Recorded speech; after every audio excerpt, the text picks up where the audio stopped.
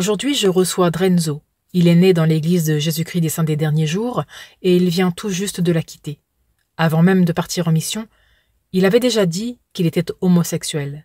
Mais au lieu de l'accepter comme il est, on lui a fait croire qu'avec l'expérience spirituelle de la mission, il pourrait peut-être redevenir hétéro. Derrière cette promesse absurde, il y a toute la pression qu'il a subie depuis l'adolescence. Être digne de la prêtrise, ne pas décevoir sa famille, accomplir une mission à tout prix.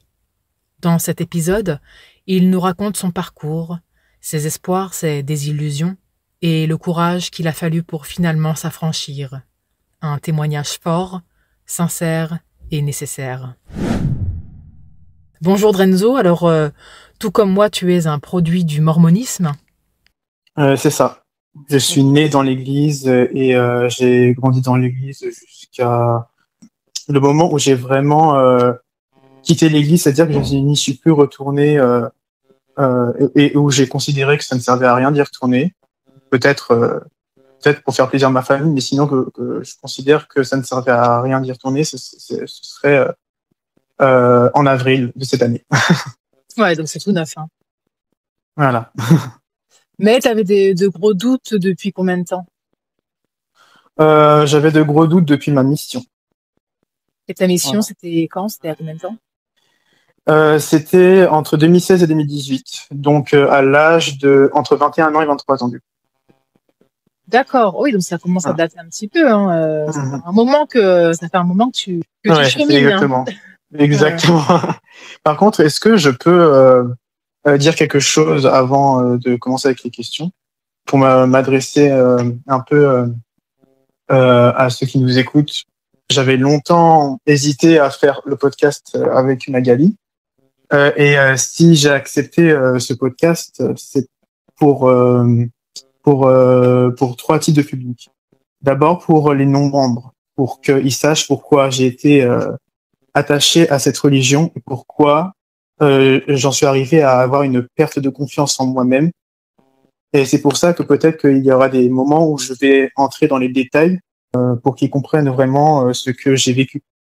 J'ai accepté ce podcast aussi pour les membres qui ne me connaissent pas, et aussi pour les membres qui m'ont peut-être rencontré une ou deux fois, mais qui ne se souviennent pas de moi ou qui ne me reconnaissent pas là tout de suite.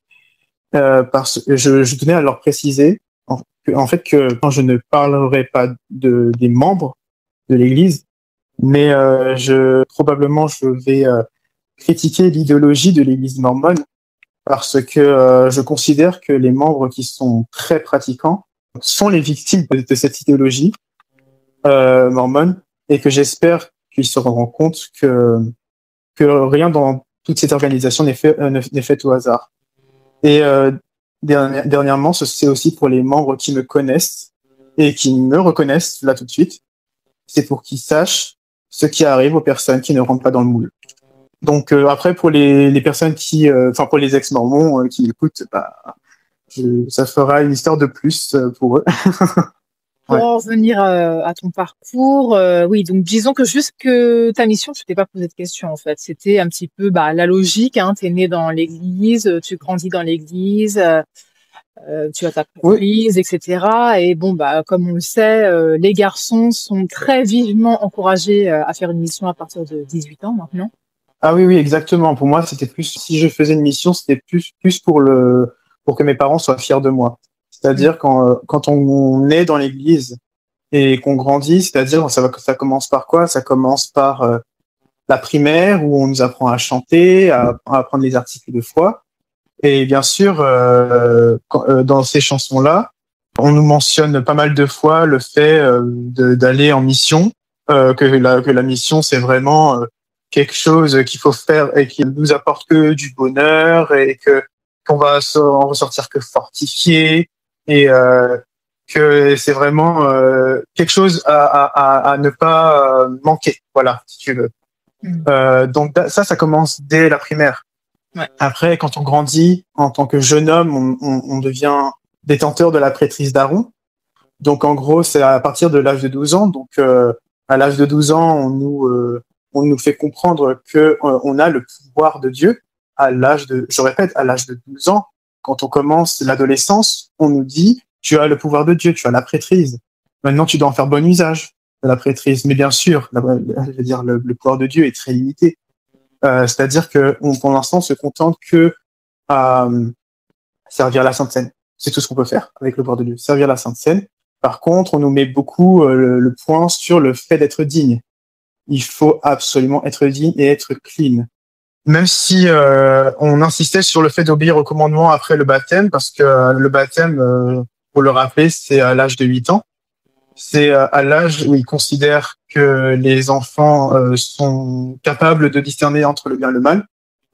Et ensuite, bon après j'ai jamais compris en fait la logique du baptême, parce que ça dit ça lave de nos péchés. Mais si un enfant ne sait pas qu'est-ce qui est bien, qu'est-ce qui est mal, quel péché il a fait en fait. Donc déjà voilà, les commandements déjà on met un petit peu de pression aux enfants, surtout aux garçons, parce que les garçons, attention, ils doivent avoir la prêtrise après à 12 ans. Il faut être digne pour pouvoir servir la Sainte Seine.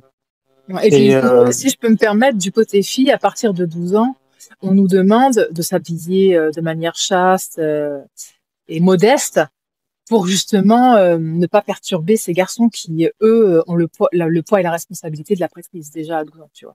C'est vrai qu'on disait souvent aux filles qu'il fallait qu'elles s'habillent de manière chaste, voilà, de pas trop montrer, et parce que voilà, ça fait d'elles des saintes en restant chaste, etc. Et comme ça, les filles en fait donnent l'image de la fille ou de la femme qui ne veut rien de corrompu ou quoi. En tout cas, en classe de jeunes filles, puisque bon, bah en fait, après la primaire, quand on arrive il y a les jeunes gens et les jeunes filles, donc les filles et les garçons sont séparés pour leur classe. Parfois aussi, ils sont réunis. Hein, ça c'est vrai. Oui, ça c'est le détail que j'ai. Mais du coup, c'est vrai que j'imagine que vous, quand vous êtes en classe des jeunes gens, on vous parle de la prêtrise et cette responsabilité, la Sainte Seine, etc., etc.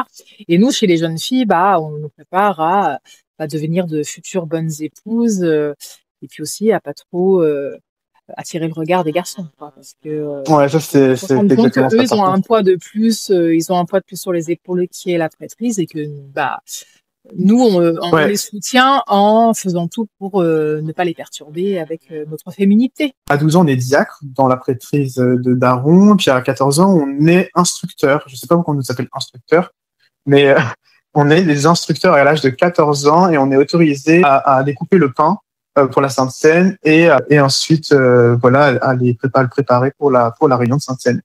Mm-hmm. Donc ça a cette limite, la prêtrise pour les instructeurs de 14 ans. Et ensuite, à 16 ans, on est prêtre à 16 ans. On est prêtre. Donc voilà, je sais pas si ça va choquer des personnes qui ne connaissent pas très bien l'Église mormone, parce que normalement, un prêtre dans l'Église catholique, c'est quelqu'un qui est très très pieux et qui a vraiment beaucoup de connaissances. Mais non, en fait, dans l'Église mormone, à 16 ans, on est prêtre, en ayant la prêtrise d'Aaron. Donc, en gros, là, les garçons de 16 ans sont autorisés à bénir la Sainte Seine. Et tellement que j'ai dit la Sainte Seine, je pourrais même la réciter en live. Ouais. Tu m'étonnes. Du genre, ô Dieu, Père éternel, nous te demandons au nom de ton Fils Jésus-Christ de bénir et de sanctifier ce pain pour l'âme de tous ceux qui en prennent un qui le mangent sans bref. Bon, je vais pas m'étaler dessus. Ouais. Mais, et du coup, c'est la prêtrise de Melchisédek, c'est 18 ans, alors. C'est ça, hein. Exactement. C'est à 18 ans, la prêtrise de Melchisédek. Mais déjà, pendant toutes ces périodes-là où on a la prêtrise d'Aaron, déjà, on nous dit soyez prêts pour la mission. Voilà, soyez prêts, parce que la mission, c'est ce qui va faire de vous des vrais hommes de famille. Mm-hmm. Et il précise bien, en gros, que ça va vraiment préparer les hommes à être des pères de famille, parce que en mission, on vit avec notre collègue dans le même appartement et on organise à deux les choses. Donc, en gros, ils font le parallèle entre une relation de collègue, de professionnel en tant que missionnaire, et une relation d'amour entre un homme et une femme. Donc, bon, c'est un peu, je trouve que c'est étrange, en fait, leur manière de préparer, parce que ça n'a rien à voir, en fait. Les relations qu'on a avec nos collègues n'ont rien à voir avec les relations que les hommes ont avec leurs femmes. En tout cas, voilà, on nous dit il faut être prêt à être des pères de famille via la mission, parce qu'en mission, il y aura la vie en appartement et il y aura aussi la vie, le travail dehors, en gros. Après, entre-temps, il y a la bénédiction patriarcale, je pense que tu en as déjà parlé. Mais voilà, enfin, voilà, en fait, tout est, comment dire, organisé pour que les personnes voient ça comme quelque chose de vraiment magnifique et de vraiment extraordinaire, parce que non seulement, voilà, quand on a grandi avec des belles chansons primaires et tout, avec des belles mélodies, et pour nous montrer que en fait la mission c'est génial et que le temple aussi c'est génial. Comme en fait, je pourrais même te dire que ça ressemble à un conte de fées de Disney. Tu vois ce que je veux dire? Avec je peux t'assurer que quand on écoute Le Cœur du Tabernacle Mormon, oui, c'est à peu près le même enfin la mélodie est à peu près la même que des musiques de Disney. Et en gros, ces musiques de Disney sur le temple, sur la mission, sur la vie éternelle, sur Jésus ressuscité et tout ça, bah en tant qu'enfant, ça donne juste envie de rester en fait et de se dire que ça va se réaliser et qu'il faut absolument suivre les commandements pour faire partie de tout ça, en gros. Et donc, en plus de ça, se rajoute la bénédiction patriarcale qu'on peut avoir à l'âge de 16 ans, si je ne me trompe pas. Donc, la bénédiction patriarcale, en gros, qui est une sorte de, comment dire, de voyance. Divination. Non, la divination. En gros, on va dire déjà, en fait, on nous parle de notre identité spirituelle quand on était dans la vie d'avant. Et quel est notre, on va dire, non pas notre destin, parce qu'en fait, à chaque fois, il nous répète que il va nous arriver ça si on obéit au commandement. Donc, à toi aussi, on t'a répété ça, non? Je me rappelle plus exactement, mais en tout cas, on parle du fait que, moi, je me souvenais qu'on me dit quand même que je vais avoir des enfants et que je vais élever mes enfants dans l'évangile, quoi. Bref, loupé. D'accord. Mais oui, c'est sûr qu'il y a toujours ce sous-entendu que c'est si tu gardes les commandements et que tu restes dans l'église, évidemment. Bah, c'est évident que si j'étais resté dans l'église, j'aurais élevé mes enfants mormons, hein, ça c'est sûr. Mais ça n'a pas été le cas, du tout. Ok, bah, moi, on m'avait dit que, je serais avec une femme, oui, du coup. Alors que moi, je suis là actuellement, homosexuel et je vis avec un homme. Donc, voilà. Raté aussi. Et donc, mais voilà, en gros, la bénédiction patriarcale, voilà, c'est qui on était aux yeux de Dieu dans la vie d'avant et qu'est-ce qui va nous arriver de merveilleux si on suit les commandements. C'est à peu près ça, la bénédiction patriarcale. Et pour finir, la prêtrise de Melchisédek à 18 ans, là où on a vraiment le pouvoir de Dieu pour réconforter des personnes qui sont dans le besoin.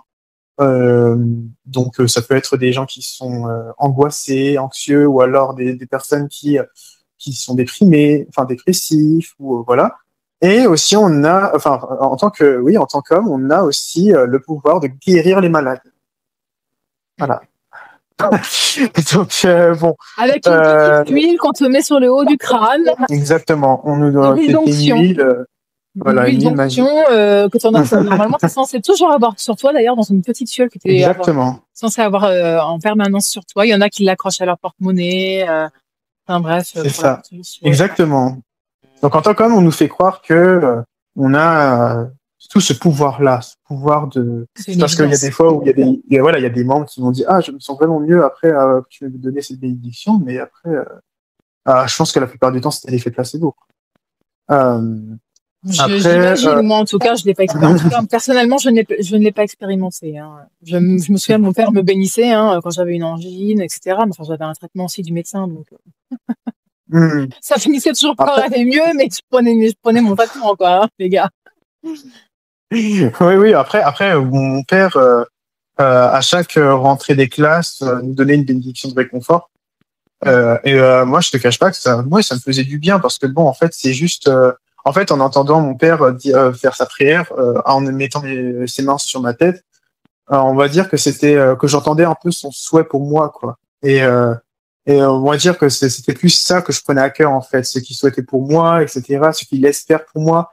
Et voilà, moi, je trouvais ça chaleureux de la part d'en faire, quoi. Voilà, donc je voyais pas le mal, mais voilà, c'est juste que quand on est plongé là-dedans, on y croit, vraiment, on y croit à tout ça.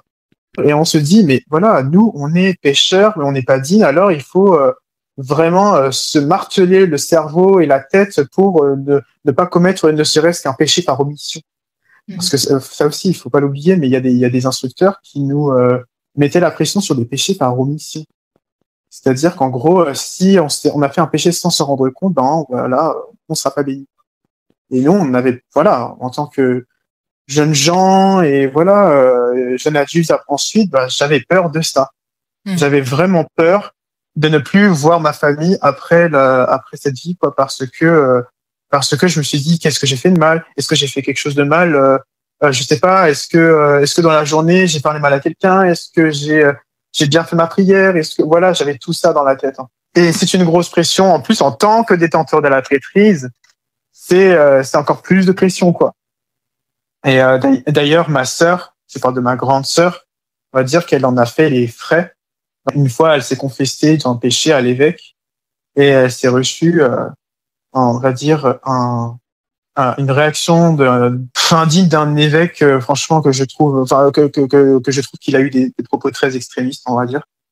Et il lui a carrément dit qu'elle n'aurait pas la vie éternelle. Voilà. Donc, tu t'imagines qu'à 17 ans, je crois qu'elle avait 17 ans, mais à 17 ans, quand tu te reçois ça dans la figure, elle m'a raconté elle a pleuré pendant longtemps, quoi. À la maison, elle a pleuré et nous, on savait pas pourquoi. Et le truc, c'est que comme c'est pas... T'imagines la prétention du mec, c'est-à-dire que le mec, tu lui donnes un rôle d'évêque, et il se permet de dire des choses comme ça. Enfin, c'est ça. Tu peux pas donner ce pouvoir-là à qui que ce soit, en fait. Mais c'est ça, et il ne pouvait... seul avec des jeunes et qui peuvent leur foutre des trouilles ou les juger, les mettre plus bas que terre, enfin. Exactement. Moi par exemple, je suis allée voir, parce que tu sais bien que quand tu es membre de l'église, tu vas voir ton évêque pour tout et rien, hein. Dès que tu as un peu de travers, tu vas voir ton évêque. Et moi, il se trouve qu'à 20 ans, j'ai subi un viol. Et je suis allée chercher du réconfort, tu vois, auprès de mon... C'était pas du tout un membre qui m'a violée. D'accord. Mais je suis allée auprès de mon évêque pour chercher plus, enfin, tu vois, du réconfort. J'étais embêtée avec ça.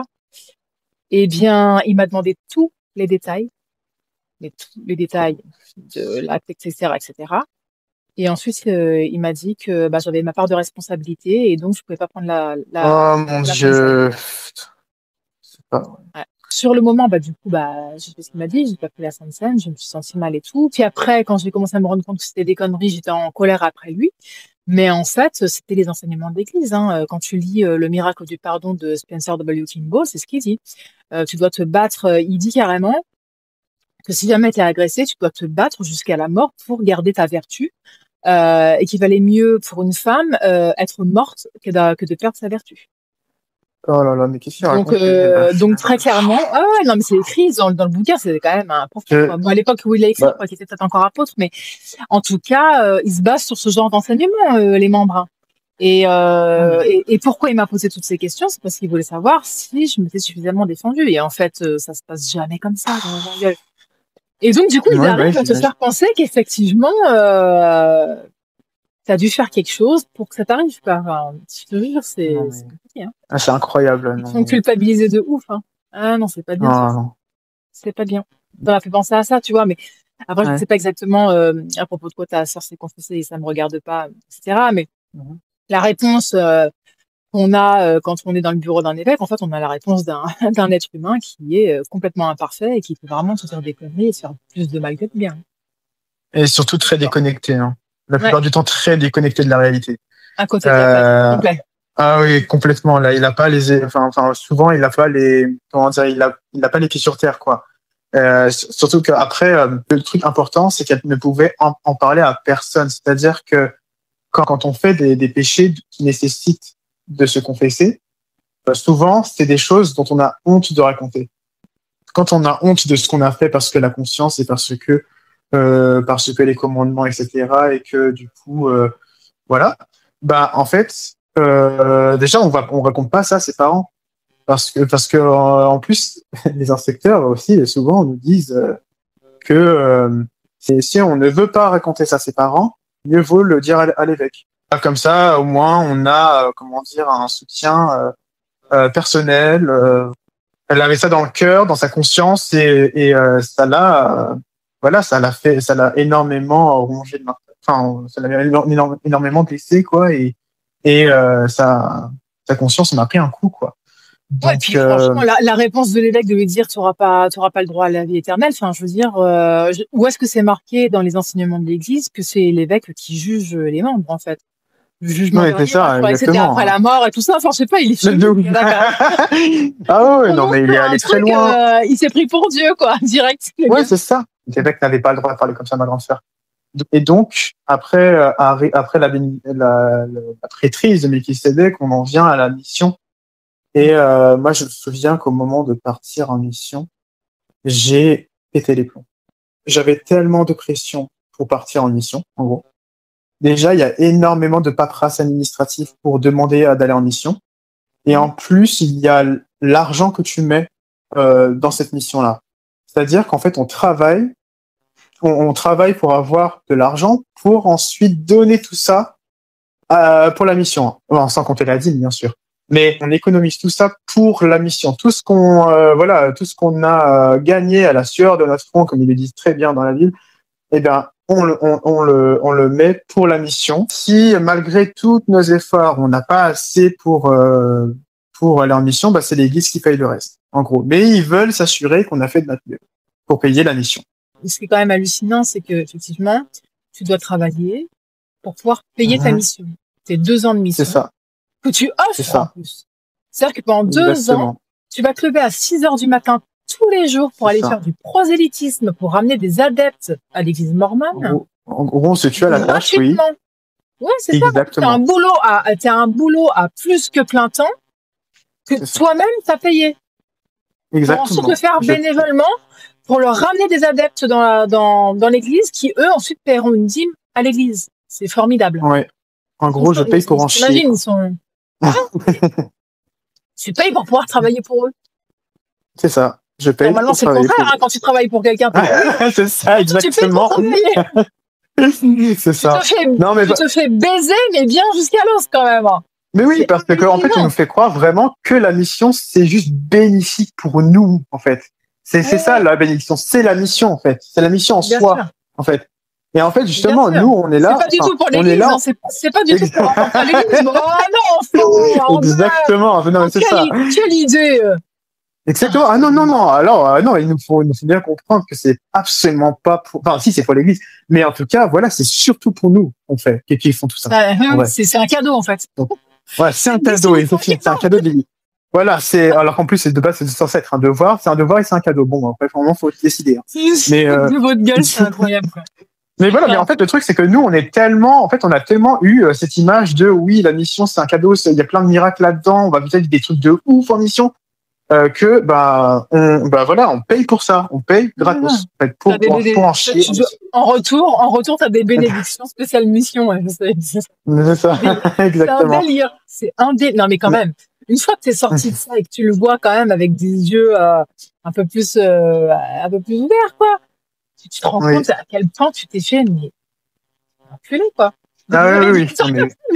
Non, mais clairement, tu peux le dire, franchement, et en fait, je le faisais pour que mes parents soient fiers de moi avant tout.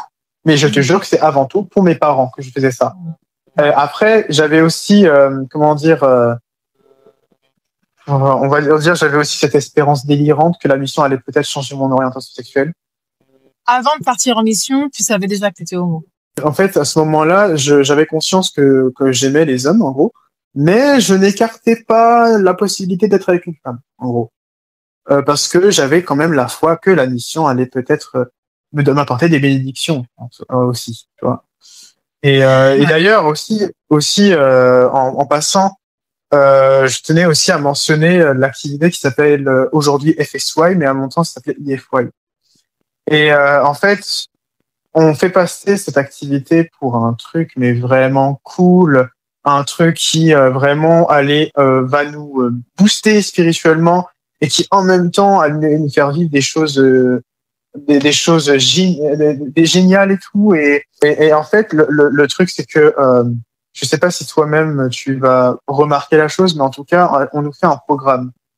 Et le programme, c'est quoi? C'est lever matin 6 heures pour une pensée spirituelle avec les Écritures, les études des Écritures.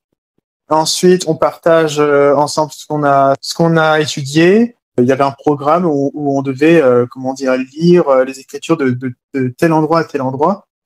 Et ensuite, il fallait partager nos pensées par rapport à tout ça, etc. Et puis ensuite, je crois qu'il y avait d'autres études à faire ensuite avec les autres, etc.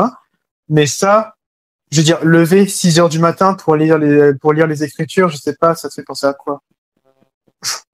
La mission. Exactement, voilà. L'IFY est juste fait pour préparer les gens à leur mission.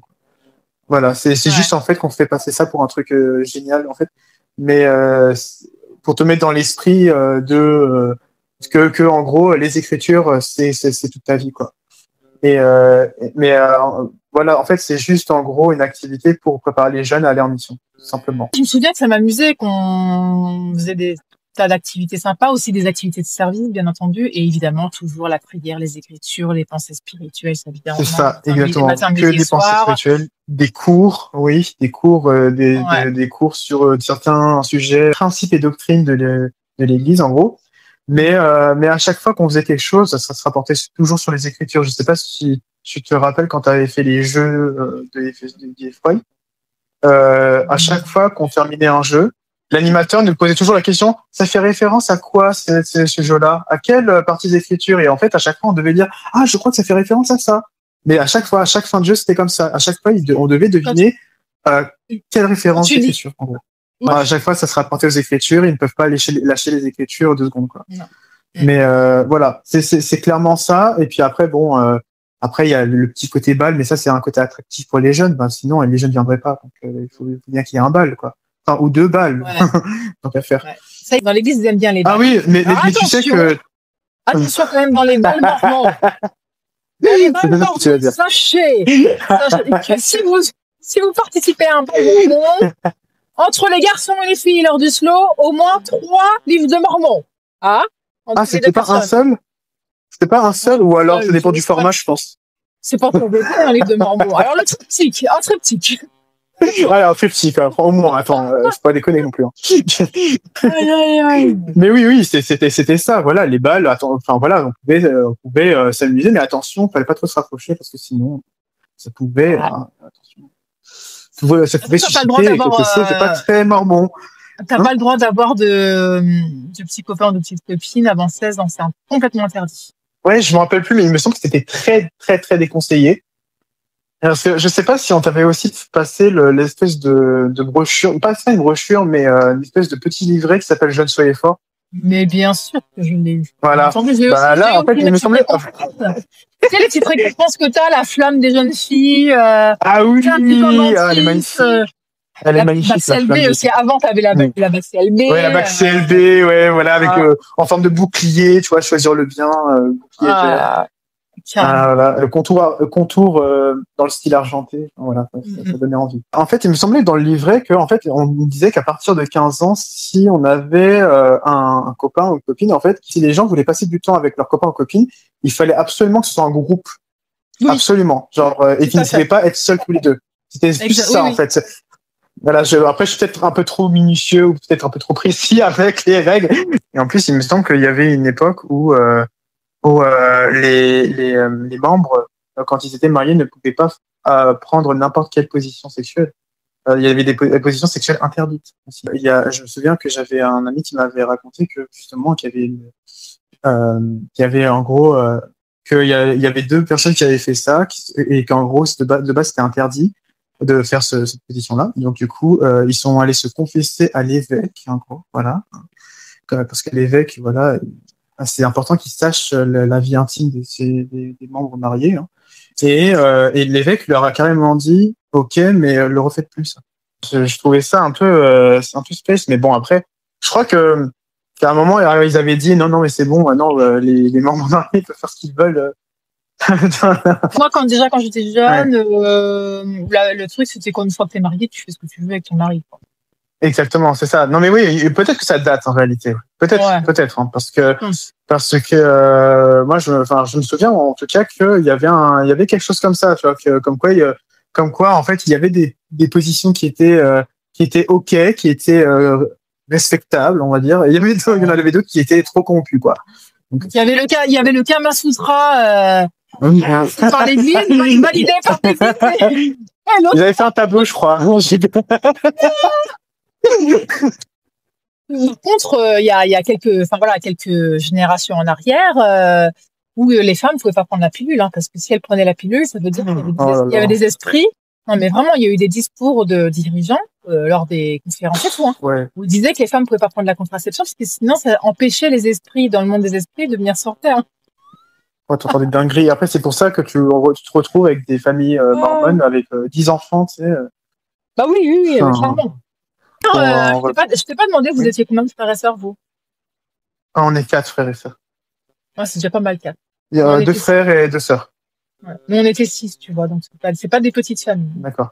Après, voilà. Après, pour te parler du coup de ce qui vraiment m'a fait, on va dire, m'a détruit en gros. C'est-à-dire que d'abord, ça avait commencé par ma préparation pour aller en mission. Déjà, énormément de pression pour l'argent, sur la paperasse, sur les vaccins, tout ça, le médical. Il y avait plein de choses à faire et c'était vraiment casse-tête, hein, les papiers, quoi. C'est parti. Et dans la mission alpine germanophone. D'accord. Donc en gros, ça englobe le côté allemand de la Suisse, le sud de l'Allemagne et l'Autriche entière. Donc déjà, il y avait toute cette pression-là. Une pression sur la dotation. Attention, la dotation, il faut absolument que j'aille au temple. Alors, je pense qu'à ce moment-là, le temple de France n'était pas encore construit. Donc, il fallait que j'aille dans un autre pays pour avoir la dotation. Oh, finesse, la dotation. Raconte-moi. Tu sais que je n'ai pas eu l'honneur et l'avantage de vivre la dotation. Je me suis cassée avant. Alors, non, mais t'as rien manqué, je veux dire. T'as rien manqué dans ce qui rend. En fait, déjà, tu vois, ils avaient tellement peur de ma réaction pour la dotation qu'ils étaient là en mode, bon, écoute, Drenzo, il y a des choses que tu vas voir dans la dotation, tu vas pas comprendre, en fait. Tu vas pas comprendre pourquoi on fait ça. Mais c'est à force de le faire en faveur d'autres personnes qui sont mortes que tu vas comprendre. Et j'étais là, quoi, on me parle. Comment ça, là, ça commence à me faire peur un peu déjà, tu vois. Et en fait, déjà, ça commence par les ordonnances, par les préordonnances, en gros. Donc, en fait, les préordonnances, je sais pas si à ce moment-là, on me donne mon garement. En gros, un garement, c'est un sous-vêtement qu'on nous donne au temple pour les porter tous les jours de notre vie. Voilà, tous les jours de notre vie. Voilà. On est censé porter toujours de notre vie, même en été, hein, je le précise. Ouais, très confortable. Sinon, c'est un péché, hein. Enfin, un péché. Peut-être que j'exagère, mais en tout cas, c'est une question qu'on nous pose pour la recommandation au temple. Est-ce que vous avez constamment porté votre garment? Donc voilà. Voilà, c'est juste pour préciser. Mais en tout cas, ces garments-là, je sais plus si on me l'avait donné à ce moment-là ou si on me l'avait donné après les préordonnances, mais en gros, une préordonnance, c'est, on passe dans des sortes de salles séparées par des rideaux et tout. Et puis, genre, un coup, on nous fait une bénédiction sur la tête pour je sais plus quoi, pour dire qu'il faut avoir la force dans la moelle ou je sais pas quoi. Oh là là, vraiment, c'était tellement fucked up qu'en fait que j'ai pas retenu. Et à un moment, on me mettait une onction sur la tête pour je sais plus quoi d'autre et tout. Et je crois qu'après, on m'a donné les garments. Et ensuite, après, du coup, la préordonnance, parce qu'en fait, avant de faire une dotation, il faut des préordonnances, c'est obligatoire.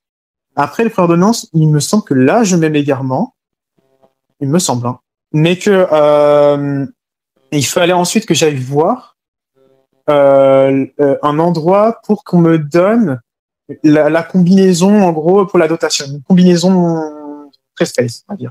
Enfin, en gros, on me donnait une sorte d'espèce de coussin où il y avait des trucs à l'intérieur. Et moi, genre, j'étais en mode, mais qu'est-ce que c'est que ça? Qu'est-ce qu'on est en train de me donner? Mon père qui était là en mode, t'inquiète pas, je t'expliquerai après.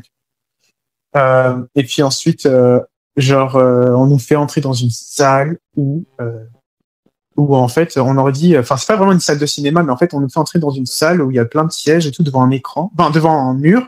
Et en fait, on nous refait regarder un film de qu'est-ce qui s'est passé lors de la création de la Terre, en gros.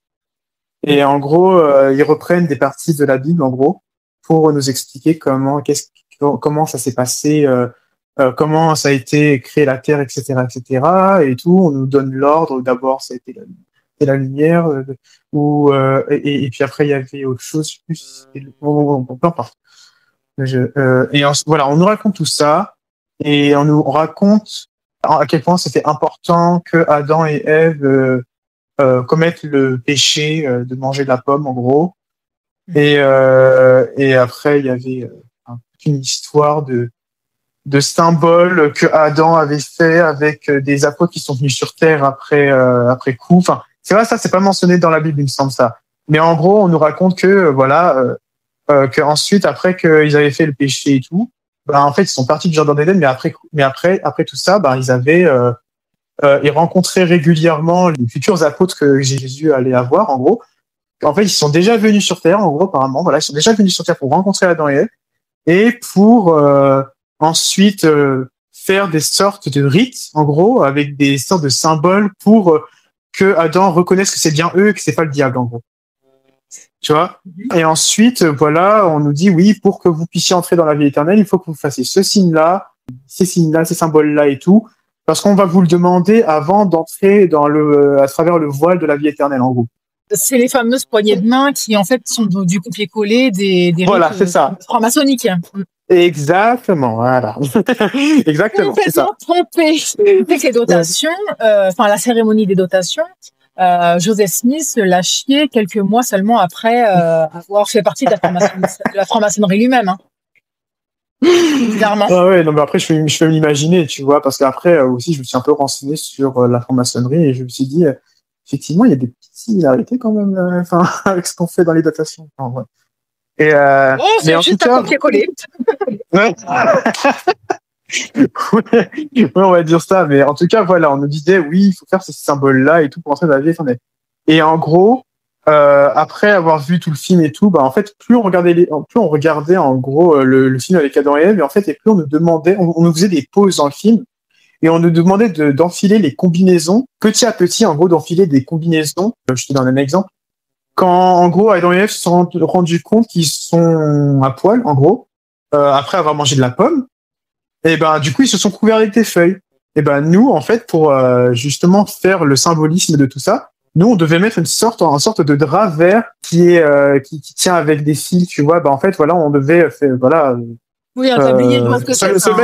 Voilà, un tablier, voilà, une sorte de tablier autour de la taille, en gros, pour cacher notre soi-disant nudité, tu vois. Par exemple. Et rassure-nous, vous n'êtes pas à poil. Non, on n'est pas à poil. Non, on n'est pas à poil. Non. C'est vrai, je dis soi-disant. En réalité, en fait, quand on arrive ici, en fait, on est voilà, les hommes, ils sont en chemise et tout, chemise blanche, pantalon blanc et tout, je crois. Et les femmes, je sais plus ce qu'elles. C'est des robes blanches. Moi, je me souviens, je les croisais, parce que tu sais, moi, je suis allée au temple, mais je faisais les baptêmes pour les morts, et parfois dans les salles communes, dans la cuisine, etc. On croisait les adultes, mais ils étaient seulement en blanc. Et moi, je m'étais toujours imaginé qu'ils faisaient leur truc comme ça, en blanc. Et j'ai découvert, mais bien après avoir quitté l'église, tout cet attirail avec le voile pour les femmes, le tablier vert, enfin. L'espèce de chapeau en papier sur la tête des gars, là, enfin, un truc. Non, mais... Ouais, c'est ça, une sorte de top de cuisinier. Mais voilà. C'est entre la top du cuisinier et tu sais les petits bonnets de bain là. Ouais, voilà, c'est ça. Les petits bonnets qui met pour la douche. Voilà, c'est entre les deux. Et les petits chaussons. Ouais, les petits chaussons blancs et aussi on avait aussi l'espèce de drap que tu sais Jules César avait oui, une toge. Quand tu vois une toge, voilà, on avait ça aussi, une toge comme quand on est prêtre et tout, tu vois, que les hommes sont prêtres et tout, bref, tu vois, le genre de truc vraiment bien fichu.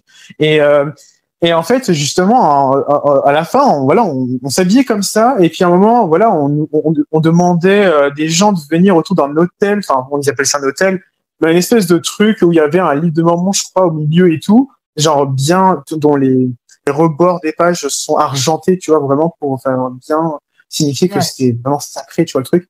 Et en gros, celui qui anime ça, en fait, il dit, ramenez une boîte, il disait dans la boîte que j'amène ici, il y a des noms, en gros, que des membres ont sollicité pour qu'on puisse faire une prière pour eux. Donc, du coup, tout le monde dans la salle répétait après moi, lorsque je fais la prière, Et genre, à chaque fois qu'il disait un truc, bah, nous, on répétait, en fait, ce qu'il disait. Ouais, c'est Tu le vois? cercle des prières, c'est pas ça. Parce que moi, j'ai un C'est un peu souvenir, ça, c'est ça. Ouais. parce que Et oui, moi, exactement. j'ai jamais fait ça, mais j'ai toujours entendu dire, oui, telle personne est malade, etc. J'ai donné son nom au temple pour qu'on prie au temple pour cette C'est personne. ça. Même quand ça faisait très longtemps que j'avais quitté l'église, j'ai eu ma fille qui a été hospitalisée, juste après sa naissance, elle a chopé la bronchiolite. Ma mère, elle m'avait dit, ah, bah, j'ai donné le nom de ta fille, au temple, voilà, pour qu'elle guérisse, etc. Enfin, j'ai toujours entendu, voilà, j'ai fait mettre ton nom au temple. J'ai une copine qui va au temple, j'ai mis tel nom, tel nom, tel nom. Je lui ai dit d'apporter tel nom, tel nom, tel nom pour le cercle des prières. Alors, je savais pas du tout à quoi ça Ouais. ressemblait avant que ça fuite sur YouTube, mais j'ai toujours Ouais. entendu qu'il y avait des cercles des prières. Souvent, c'était pour les malades. Très souvent pour les malades ou des Oui, personnes qui avaient voilà, vraiment c'est des ça. gros problèmes ou des personnes qui avaient vraiment C'est ça. des gros soucis. Mais oui, mais en tout cas, voilà, c'était Donc, c'est très ça, c'est important ce truc-là, ouais. Oui, c'est ça, c'était très important de mettre des noms, en fait, Ouais. quand on sentait qu'il y avait des gens qui avaient besoin de prière, de mettre le nom dans la boîte parce que le temple, attention, c'est la connexion entre la terre et le ciel, tu vois. Ouais. C'est C'est la maison de Dieu. C'est la maison de Dieu. c'est la maison de Dieu, voilà, c'est ça. Donc c'est pour ça que à coup sûr, voilà, si on prie pour ces gens-là, les vœux sont exaucés, mais à 95%, tu vois. Ouais. Ce que je veux dire, c'est un peu ça, tu vois, qu'on nous donne comme image. Et du Et coup, voilà, il y pourtant, avait aussi le stade. et pourtant, ça se vérifie pas du tout, hein, les gars. Ouais, voilà, c'est Ça ça. ne marche pas du tout. Mais, mais Mais après, il y avait le si ça ne marche Oui, pas, c'est parce qu'il y a une bonne raison à ça. oui, c'est pour les On ne épreuves, connaîtra attention. jamais, on ne connaîtra jamais, mais Dieu a sa raison. Dans toutes les religions. Voilà. Hein. Et hop. Non, c'est ça. Non, mais voilà, ça c'est la carte joker pour ne pas donner de justification Exact. à ces conneries. Donc Tout à fait. euh, du coup, en gros, il y avait la prière autour de l'autel là, et puis en gros, ça devait être alterné un homme et une femme à chaque fois. Et attention aussi, la femme devait redresser son voile. Là, maintenant, je crois qu'ils le font plus, mais en tout cas, quand je faisais mes dotations, la femme devait redresser son voile. En gros, je pense que ça faisait référence à la Bible où Paul avait dit que oui, il fallait que la femme se voile pour prier. Je sais pas quoi. En fait, on devait lever les deux bras, les abaisser doucement et dire ensemble, tous en même temps, oh Dieu, entends les prières qui sortent de ma bouche, entends les mots qui sortent de ma bouche, et 3 fois de suite, en gros. Ouais, alors, Donc, ça, tu vois, je l'ai vu sur une vidéo qui a fuité. Bon, bah, du coup, c'est en anglais. voilà, Ouais. c'est ça, exactement. Non, voilà, c'est en Non, français, on me mettait. l'avait jamais raconté. On me l'avait jamais raconté. On n'a pas du tout le droit de raconter ce qui se passe dans le temple. C'est sacré. Oui, non, ouais, exactement, c'était sacré, voilà. Ah oui, au fait, j'avais oublié de te dire, on a un nom aussi Oui, un nouveau nom. un nouveau nom qu'on nous donne aussi, hein. Ouais. Honnêtement, moi, je me rappelle plus du mien. Ça, j'ai toujours su qu'on avait un nouveau nom. Bon, moi, je l'ai pas expérimenté, mais ça, je le savais. Mais qu'on n'avait pas le droit de Oui. donner. Donc, je savais que mes parents avaient un nouveau nom, mais ils ne l'ont jamais dit. Oui. Ce que c'était. Et puis, ma mère, une fois, avait craqué. Elle m'avait dit qu'il y avait une histoire de poignée de main. Même si elle n'était Oui. pas rentrée dans les détails, je savais qu'il y avait une histoire de Oui. poignée de main. Ah, moi, je peux rentrer dans les détails autant que tu veux, là, c'est Oui. contre-faux. En fait, il nous montre un rideau après la prière, là, la prière sectaire, là. Ouais. Bah, en fait, on nous montre un rideau, en gros. Et en fait, dans les rideaux, il y a des sortes de trous, en gros. Et en fait, ce qui se passe, c'est qu'il y a une personne derrière ce rideau-là. Et en fait, justement, on doit faire ces fameuses poignées de main avec cette personne-là. Mais on devait y aller, genre, chacun de notre tour. En fait, on nous appelait pour y aller, en gros. Quand c'était mon tour, ben voilà, on nous disait oui, c'était cette poignée de main-là. Alors du coup, moi, il y a des fois, je m'en rappelais plus du coup de ma poignée de main. Du coup, on me disait, c'est comme ça la poignée de main. Ok. Du coup, en gros, il faisait la prière pour moi. Et à chaque fois, je devais faire les poignées de main différentes. Et puis après, on me disait, ben non, tu peux rentrer dans le royaume de Dieu. Du coup, on me faisait traverser le rideau, quoi. Ce qu'il faut préciser, c'est que quand on se marie, quand un homme se marie avec une femme, en gros, l'homme connaît le nom de la femme. Ouais. Mais la femme ne connaît pas le nom de l'homme. Ouais. Bah oui, parce que la femme a besoin d'un homme pour accéder au royaume des cieux. Il faut que son mari l'appelle par son nouveau nom pour qu'elle puisse entrer dans le royaume des cieux, dans le royaume des Oui, je crois que c'est ça. Je crois que l'homme doit appeler sa femme par son nom pour que. Je crois que c'est un truc comme ça. sa femme. À la base, c'était pas sa femme, c'était ses femmes. Oui, non. Eh oui. Ah oui, oui, mais tout à fait. Et, il doit appeler ses femmes par leur nouveau nom, donc c'est pour ça que lui a besoin de connaître le nom de sa femme et pas l'inverse. Et en Ouais. revanche, la femme a besoin d'un homme pour rentrer en tant que déesse, on va dire, dans le royaume céleste, parce qu'en fait, les femmes qui ne sont pas mariées, bon, peut-être les hommes aussi, remarque, hein. Le mariage est extrêmement important dans la doctrine mormone. Si t'es pas marié dans la doctrine mormone, tu peux entrer dans le royaume céleste, mais uniquement en tant que servant. Ouais, tu auras pas un titre très élevé dans la vie éternelle. Ouais. C'est Ah ouais. ça, en fait. T'as pas le plus haut niveau d'exaltation. Tu peux entrer, certes, mais en tant que servant, pas avec le plus haut niveau d'exaltation, et tu deviendras pas Dieu de ton propre monde plus tard, quoi. Il y a un délire comme ça chez les Mormons, tout le monde devient Dieu de son propre royaume, c'est ça. C'est ça. C'est un délire. Exactement. C'est un délire. Finalement, les Mormons ne sont pas du tout monothéistes, hein. Ouais. Mais c'est ça, en fait, parce que déjà, je trouve ça bizarre que, en fait, on dise que Jésus, c'est Dieu, parce que, pour le coup, c'est polythéiste, oui, du coup. Et en fait, on nous met dans la tête que non, c'est le seul Dieu qui existe, c'est le Père éternel. Mais on se dit, mais oui, mais Dieu, mais Jésus, c'est Dieu aussi. C'est le Dieu de l'Ancien Testament, donc on fait comment, en fait? Et puis, à la fin, on nous disait, mais non, mais c'est pas pareil. Enfin, en fait, c'était un demi-dieu à ce moment-là. Enfin, oh là là. Et puis, en plus, ils pensent que notre Dieu à nous, un jour, a été humain, puis que nous, un jour, on sera des dieux. Enfin, ouais, c'est ça. C'est quand même très particulier, hein. Après, passer à travers le rideau, je devais traverser un grand couloir pour ensuite accéder à ce qu'ils appellent la salle céleste. Et en gros, la salle céleste, genre, tu vois vraiment les broderies, les lustres, tout est genre très ordonné, blanc, de qualité, et surtout très calme. Alors là, dans la salle céleste, il faut que ce soit paisible, qu'on ne fasse pas de bruit, parce que c'est le royaume de Dieu. C'est vraiment ça. Donc du coup, en gros, dans le royaume de Dieu, on se fait chier comme des rats morts, quoi.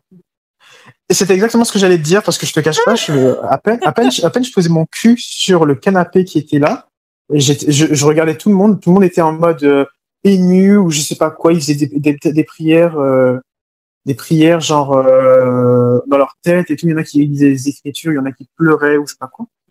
Et moi j'étais là en mode mais pourquoi, qu'est-ce qui leur arrive, tu vois? Mais tu vois, genre voilà, c'était le moment où voilà, t'es censé être dans le royaume de Dieu. Mais moi, je te cache pas, je m'ennuyais. J'étais là. En fait, imagine-toi que quand j'étais en mission, quand j'allais justement faire les dotations pour les morts, en gros, c'était avant de manger. Et moi, à ce moment-là, j'avais grave la dalle, tu vois. Et genre, moi, j'arrivais dans la salle céleste et je voyais mon collègue de mission avec d'autres collègues de mission qui arrivent comme ça, qui sont là en train de prier, qui sont en train. Et moi, dans ma tête, j'étais en mode, bon, c'est bon, t'as fini ta prière, là, c'est bon, j'ai faim, là, putain. Genre, mais vraiment, je me faisais chier. Et en fait, plus je faisais les dotations pour les morts, et moins je comprenais pourquoi on faisait tout ça, tu vois. Et en fait, j'en suis arrivé même à un tel point que à quelques dotations pour les morts, je m'endormais. Non. Ouais. Je m'endormais. Franchement, on se fait chier à l'église contre les. Non, mais c'est vrai, tout ce qui est pensée spirituelle, écouter des conférences tous les 6 mois, ils rabassent toujours la même chose. On s'emmerde, le temple, c'est chiant. On se fait chier. C'est pas drôle, ouais, c'est naze. Parce que quand t'es jeune et ado, après, peut-être qu'il y en a qui se complaisent là-dedans. Mais putain. Mais si c'est ça la vie éternelle, putain. Si c'est ça le royaume céleste, putain. Franchement, je préfère aller en enfer griller mes chamallows, hein. Mais de où? Je te Mais bon. Mais voilà, du coup, voilà, c'était la fameuse dotation. Du coup, voilà, j'étais doté après. Après tout ça, j'étais doté. Je pouvais me préparer pour ensuite avoir un entretien avec mon président Pieux. Et bien sûr, en fait, il fallait que l'entretien du président Pieux soit près de ma date de départ d'aller en mission. Parce que, en fait, entre le moment où le président Pieux nous met à part pour être missionnaire et le moment où on part en mission, notre famille n'a plus le droit de nous faire de câlins. On est considéré comme un missionnaire à part entière et donc, du coup, on est là. Les femmes serrent la main des missionnaires hommes. Donc, en fait, ma mère ne pouvait plus me faire un câlin, tu vois, genre, non, c'est genre, maintenant, je suis un missionnaire, tu vois. Donc, du coup, ma mère, elle devait c'est ta mère, elle t'a mis au monde, t'es sorti Exactement. Tu vois. Non, mais c'était ça. Mais c'est ça, en fait. Tu vois, moi, je te dis clairement comment on m'a expliqué les choses. Vraiment, quand t'es un missionnaire, voilà, c'est fini la bise. Bah, alors, voilà, du coup, j'ai du mal parce que je suis français. Du coup, on fait la bise, tu vois, entre personnes, tu vois.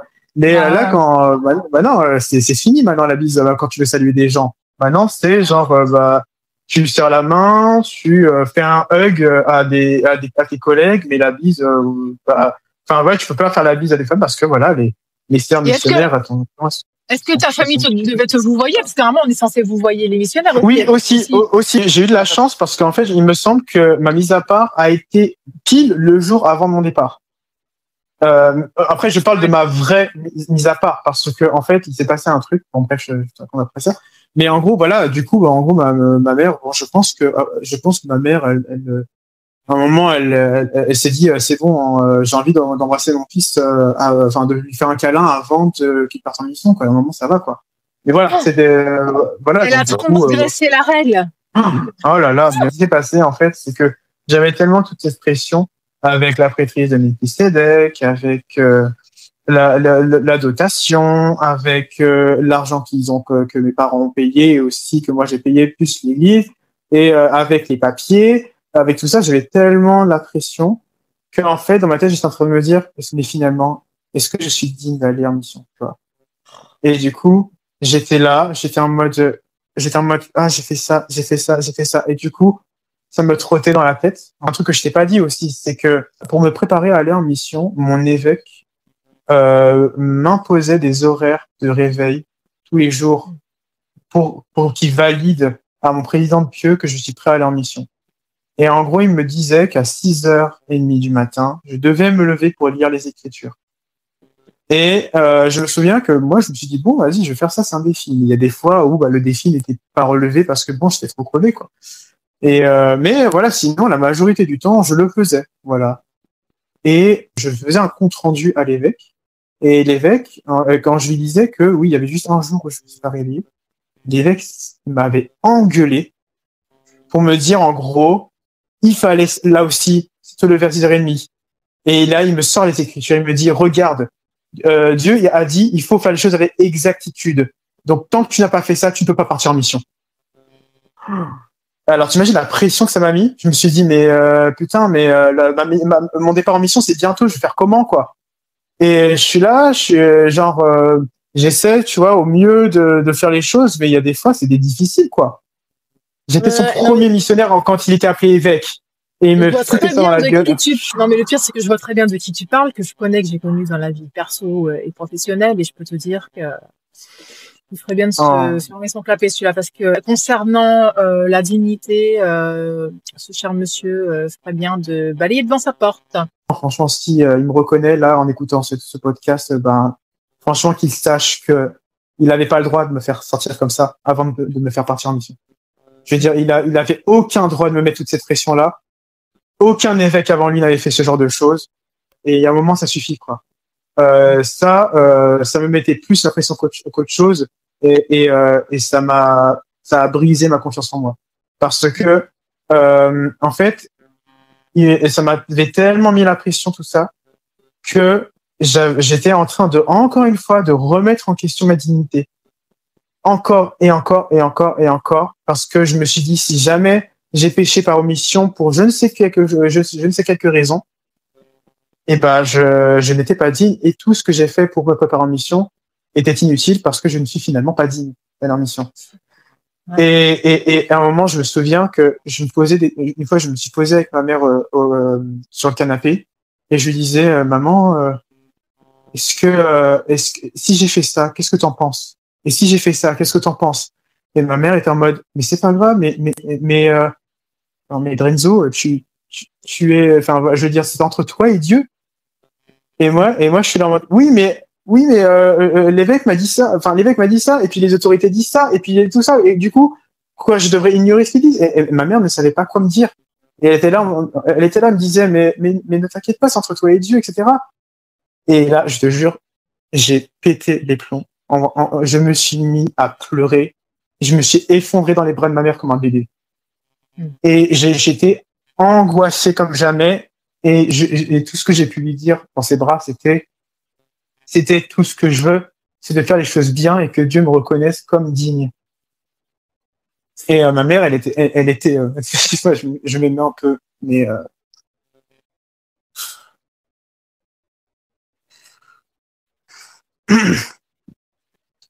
mais tout ça, voilà, ça m'a brisé, quoi. Ça m'a brisé, je veux dire, ma mère, elle ne comprenait pas pourquoi j'étais dans cet état-là. Et elle se demandait pourquoi je me posais toutes ces questions-là. Et en fait, ce qu'elle comprenait pas, c'est que j'étais sous pression constamment, en fait. Mais donc, en gros, ce qui s'est passé, c'est que je suis venu voir, du coup, mon président de Pieux pour me mettre à part en mission. Et j'ai fait l'erreur, en gros, de lui poser les mêmes questions qu'à ma mère. Et mon président de Pieux, en fait, plus je lui posais des questions, et mon président de Pieux me dit, écoute, Elder, vous n'êtes pas prêt pour aller en mission. Ah ouais? Ouais. Et il m'a dit, je crois qu'on doit reporter votre mise à part parce que je sens que vous n'êtes pas prêt pour y aller, parce que si je vous envoie en mission maintenant, dans 3 mois, vous serez revenu. Enfin, j'imagine pas, genre, j'étais effondré, j'étais déçu de moi-même, j'imagine, je sors du bureau du président Pieux, mes parents, ils sont là en mode, alors c'est bon, je suis missionnaire? Je suis là en mode, non, je suis missionnaire. D'accord. Mais bon, mes parents, ils étaient en mode, bon, c'est pas grave, et après, le président Pieux, il leur expliquait que en fait, on a reporté mon départ en mission, à 1 mois plus tard. Oui, ça Et va. du coup, voilà. Et du coup, 1 mois plus tard, du coup, j'essayais de faire un travail sur moi pour essayer de chasser ces mauvaises pensées, en gros. Et en plus, je me souviens qu'à ce moment-là, j'avais une copine. Et cette copine, franchement, je pense que je lui en serais, mais vraiment, vraiment toujours reconnaissant, parce qu'elle me soutenait dans mon départ en mission. En fait, elle me soutenait, mais genre constamment. Elle était à chaque fois, elle me réveillait tous les jours à 6h30 du matin pour qu'on lise ensemble, elle et moi, les Écritures. Donc, elle était vraiment d'un grand soutien. Ah oui, elle était très motivée pour que je parte en mission, en fait. C'était ta petite amie. On va dire que voilà, j'ai trouvé plus de l'affection pour elle, dans le sens où voilà, je la trouvais très gentille, et j'ai trouvé que c'était quelqu'un de très aimable et de très important en amitié, finalement, tu vois. Mais De toute façon, dans l'église, on t'apprend que, parce que, je veux dire, surtout en France, t'as pas énormément de choix avec qui tu pourrais te marier, sachant qu'il faut se marier entre mormons. Et on te fait bien comprendre que finalement, si tu choisis quelqu'un qui est mormon, c'est un couple qui peut fonctionner parce que vous êtes tous les deux mormons. Donc, à la limite, peu importe. C'est ça. Qui c'est. Et en plus, elle, clairement, quand tu commences à avoir une relation dans l'église, même si ton copain est sur le point de partir en mission et tout, tu l'attends pendant 2 ans. Parce que, de toute façon, les filles, elles choisiront un garçon qui a fait sa mission, très clairement. Et puis, tu vois bien que elle a bien appris la leçon, en tant que jeune fille, puisque avant même d'être officiellement ta femme, etc., je pense qu'elle s'imaginait avec toi plus tard, eh bien, elle était déjà un soutien, elle te montrait déjà son soutien à t'appeler pour t'aider à te lever à 6h30 et lire les Écritures avec toi. Enfin, voilà. Elle commençait déjà son rôle de peut-être future femme en te montrant son soutien. Enfin, t'imagines. Mais elle était ultra conditionnée. Je sais pas si elle est restée membre de l'Église, cette fille-là, mais elle était ultra conditionnée et hyper à cheval sur tout ce qu'on lui a appris, tous les principes de l'Église et comment une femme doit se comporter dans l'Église. Ah, elle était à donfelle, hein. Oui, bah après, tu sais, elle m'a confié des choses qui voilà, très personnelles, que j'ai considéré qu'elle c'était pas très mormon ce qu'elle a fait, enfin carrément pas en fait. Mais voilà, on se soutenait mutuellement, et puis je pense qu'au fond c'était sincère. Elle voulait vraiment, je pense qu'au fond elle se projetait, elle voulait vraiment que ça marche entre elle et moi et tout. Et d'ailleurs moi aussi je voulais que ça marche, quoi. Mais et voilà, quoi, il y a des choses qui, genre l'amour en un seul sens, je pense pas que ce soit vraiment possible. Bon, après, il y en a après, je sais pas, mais il y en a qui disent qu'ils sont homosexuels, mais que tout de même qui sont heureux avec des femmes. Bon, après, c'est eux qui voient, mais bon, après, voilà, quoi, je me dis que bon, ils auraient pu quand même avoir un meilleur futur, tu vois, dans le sens où, voilà, je veux dire, qu'ils suivent un peu leurs sentiments, etc. Je pense qu'en suivant ce qu'ils ressentent, je pense qu'ils vivraient totalement heureux. Tu vois ce que je veux dire? Mais vraiment totalement heureux. Bah après, je sais pas si vraiment ils sont heureux dans leur relation, c'est peut-être que finalement Voilà, c'est ça, c'est pour ça ils sont peut-être bi, hein. Oui. Bon, après, vraiment, s'ils savent qu'ils sont bi, oui, évidemment, il y a aucun problème. Moi, je parle vraiment des personnes gays qui se forcent à être avec une femme pour respecter les commandements, en gros. Et qui sont là, qui disent, voilà, je suis heureux dans ma vie, tu sais, en plus, comme par hasard, tu les vois pas sourire une seule fois, mais qui se disent, je suis très heureux, oui. Moi, les seuls cas dont j'ai entendu parler d'homos qui se sont mariés avec une femme dans l'église parce que, voilà, pour suivre les commandements, etc., ça a quand même très mal tourné, hein. On devait donner la tablette à une personne, à une autre personne dans du district et tout. Mais donc, bref. En fait, ce qui se passe, c'est que moi, j'étais pas obéissant. Comment je faisais? Bah, j'ai acheté une carte SD. Et je mettais ma carte SD dans ma tablette, je enregistrais tout ce que je voulais dans la carte SD. Et quand il y avait des réunions de district, j'enlevais la carte SD. J'étais en mode, voilà, tout est clean. Voilà. Non, mais j'avais pas le choix, en fait. Mais moi, j'avais besoin de ces choses-là pour survivre dans cette mission. Tu vois. Et, donc, tous les musiques qui pouvaient me motiver, tout ça, bah voilà, c'était dans ma carte SD. Mais sinon, voilà. Sinon, voilà, je laissais les musiques du chœur du tabernacle sur la tablette. Dans la tablette. Et puis, voilà. Et du coup, qu'est-ce qui s'est passé? Je suis tombé avec un collègue qui était très désobéissant. Très, très désobéissant, en gros. Et il savait plutôt bien gérer la situation parce qu'il savait comment est-ce qu'il devait gérer ses affaires et tout pour qu'à la fin, il se fasse pas griller. Et en gros, il s'est passé quelque chose. En fait, ce qui se passe, c'est qu'on rendait visite à une ancienne, à une ex-mormone. Et il faut savoir que cette ex-mormone a été missionnaire dans la même mission que nous. Et donc, en gros, voilà, on était plutôt proche d'elle parce que elle savait ce qu'on traversait, elle connaissait ce qu'on traversait, voilà, elle nous descendait pas sur nos croyances. Voilà, elle était juste en mode, elle comprenait totalement notre situation. Donc du coup, elle était plutôt très sympathique. Elle disait oui, pour le suivi pour moi, dites que que maintenant j'ai le témoignage de Sarah Lee. Elle si vous voulez, voilà, tu vois. Mais voilà, en fait, on s'arrangeait avec elle pour, tu vois, pour en gros montrer en fait à notre chef de district que on a fait notre boulot et qu'on a avancé dans notre devoir. Tu vois. Ouais. Parce que oui, en fait, on avait des comptes rendus réguliers à faire à notre chef de district, qui avait un compte rendu à faire pour son chef de zone aussi, qui avait des comptes rendus aussi pour les assistants du président de mission, qui avait un compte rendu à faire aussi ensuite pour le président de mission. Voilà, c'était une hiérarchie assez très organisée, tu vois. Ouais. Et en fait, ce qui s'est passé, c'est que mon collègue voulait inviter cette fille dans l'appartement pour qu'elle dorme pour qu'elle dorme chez nous parce que tu sais en mode meilleur pote bestie besta quoi en gros. Et du coup au début moi je voulais pas, mais après à cause d'un problème personnel je lui avais dit écoute comme tu vas bientôt terminer ta mission, bon je veux bien qu'elle vienne nous voir pour qu'elle passe ces derniers moments avec nous.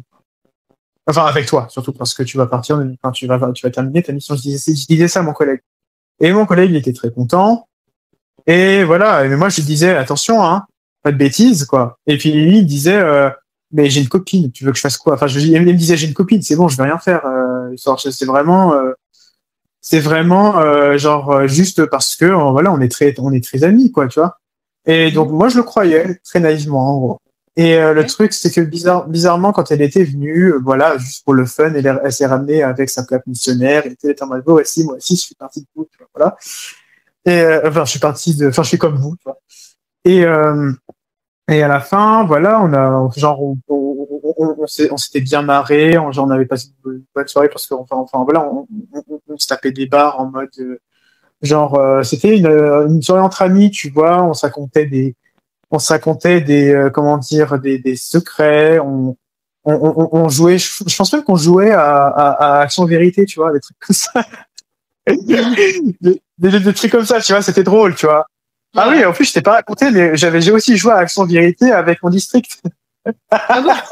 Donc, non, c'est pour te dire que voilà, les missionnaires, ils étaient pas si obéissants que ça, tu vois. Genre, vraiment, c'était vraiment trop, trop fun, tu vois. Enfin, la plupart, il y a des fois, c'était fun, tu vois. Il y a même eu, une Action Vérité où, carrément, mon collègue déjà, j'avais confié naïvement à mon collègue que je trouvais en gros un missionnaire de mon district beau, attirant en gros, parce qu'il savait que j'étais homo. Et mon collègue a eu la fabuleuse idée de dire tiens, action Drenzo, en gros, enfin voilà, Elder, voilà. Tu vas embrasser sur la bouche tel Elder, justement que je trouvais attirant. Mais non. J'étais en mode mais il est sérieux, c'est pas possible. Et du coup, Elder, on va dire que je le voyais pas si mal à l'aise que ça, tu vois, mais il me disait bon, j'ai pas envie qu'avec ça tu penses, parce que lui aussi il était au courant. Il disait j'ai pas envie qu'avec ça tu te fasses des efforts. J'étais en mode mais non, mais t'inquiète, c'est bon. Je sais très bien que t'es hétéro, c'est bon, on faut arrêter quoi, c'est bon, on n'est pas des. Et puis il me disait d'accord. Et puis après ça s'est fait ça. Ah oui, c'était des trucs de ouf. C'était des actions en vérité du genre. Elle avait demandé, il y avait quelqu'un qui avait demandé à une sœur missionnaire, tu sais, des trucs un peu dégueulasses de lécher de dessous de bras d'un autre elder, tu vois. Ah ouais, c'était des trucs, mais vraiment, wow, what the fuck, genre, complètement fucked up, tu vois. Ou alors on demandait aussi à un autre elder de faire le tour de la paroisse. Heureusement qu'il y avait personne dans la paroisse, tu vois, mais de faire le tour de la paroisse torse nu, tu vois. Bien sûr, sans son garment, évidemment. Hein. Bah, évidemment. Et du coup, c'était trop fun. Mais ça, honnêtement, c'était l'un des meilleurs moments de ma mission, quoi. C'était unique, le truc. Ouais, exactement. On était tous désobéissants dans le district, donc on s'en foutait, quoi. Et puis, bon, voilà, pour te dire à quel point on était désobéissants. Et puis, du coup, en gros, on a fait action de vérité avec cette fille-là. Voilà, on s'est raconté des secrets. Elle savait que j'étais gay et tout, que je suis gay. Et en gros, voilà, c'est l'heure de dormir. Et en fait, il y a mon collègue qui me dit oui, s'il te plaît, au moment de dormir, est-ce que tu peux dormir au sous-sol? Enfin, en gros, en fait, on avait une chambre au sous-sol, en fait. En fait, c'était notre chambre à lui et à moi, en fait. Et en gros, du coup, je fais OK, mais moi, je me suis dit, ouais, sûrement, ils ont des trucs à se dire, tu vois, peut-être. Il la connaît plus que moi, en gros. Et en fait, ce qui se passe, c'est que, bon, à ce moment-là, j'avais un portable personnel que j'avais caché, hein. Mais en fait, c'était un portable où je profitais d'aller dans les applis de rencontre.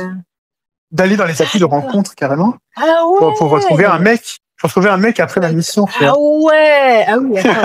Ah oui, c'était la désobéissance totale, tu vois. Moi, dans ma tête, j'étais en mode c'est de la merde tout ça, tu vois. Genre non, je m'en fous. À un moment, ça suffit, quoi. Et à un moment, je voyais qu'il y avait un problème avec le portable. Et du coup, je montais en haut et je montais en haut et genre je voyais en gros la fille qui était comment dire. On va dire, j'avais l'impression qu'elle faisait des petites cachotteries avec mon collègue. Et du coup, j'étais en mode, au fait, Elbert et tout. Et puis elle était en mode, oh mon Dieu. Et genre, elle était en mode, oui, et qu'est-ce qu'il y a, tu vois, genre, elle était en mode, ok.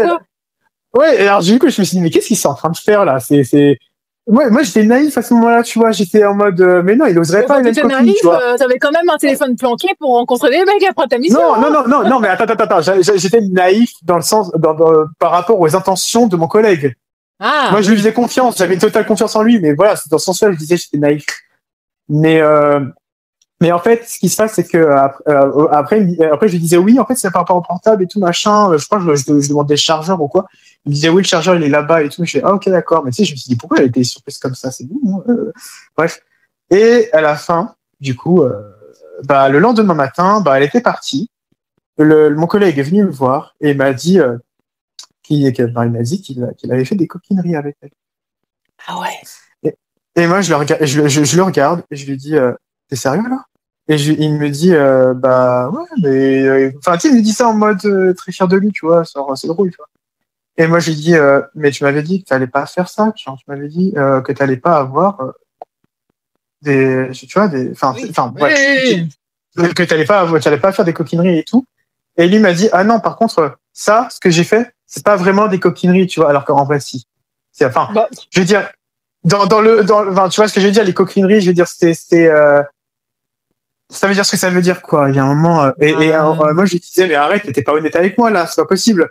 Et lui me disait, mais si, parce que littéralement, ça veut dire que machin, et que l'Église dit que nanana. Je fais, bon, allez, on va faire un test. Tu dirais ça à ta copine? Tu dirais ce que t'as fait avec elle, à ta copine? Et tu faisais, ah non, t'as raison, ouais. Parce qu'il, là, il commençait à se sentir coupable dès que je lui disais ça. ouais. Et donc, en gros, c'était quelque chose qui devait rester entre nous et tout. Tu sais, ça me fait penser, c'était un Américain, lui? Non, c'était un espagnol. Non. Bref. En tout cas, ça me fait penser au phénomène qu'il y a eu aux États-Unis, tu sais, stalking is not sinning. Tu en as entendu parler de ce phénomène? Je crois qu'il y avait un truc, oui. Il y avait un truc comme ça, oui. Mais donc, en fait, les jeunes, avec toutes les interdictions qu'ils ont, ils arrivent toujours à trouver des manières de contourner la règle sans Ouais, c'est ça. complètement, Exactement. tu vois, voilà. Exactement. Et donc, du coup, bah voilà, j'étais un peu vénère parce que du coup, il m'a mis dans une position délicate où, en gros, moi, je suis censé balancer mon collègue, mais comme moi, je suis pas une balance, je l'ai pas fait. Bah ouais. Voilà. Et ce qui se passe, c'est que, en fait, il était du coup rentré chez lui tranquille, hein, tu vois, sans problème.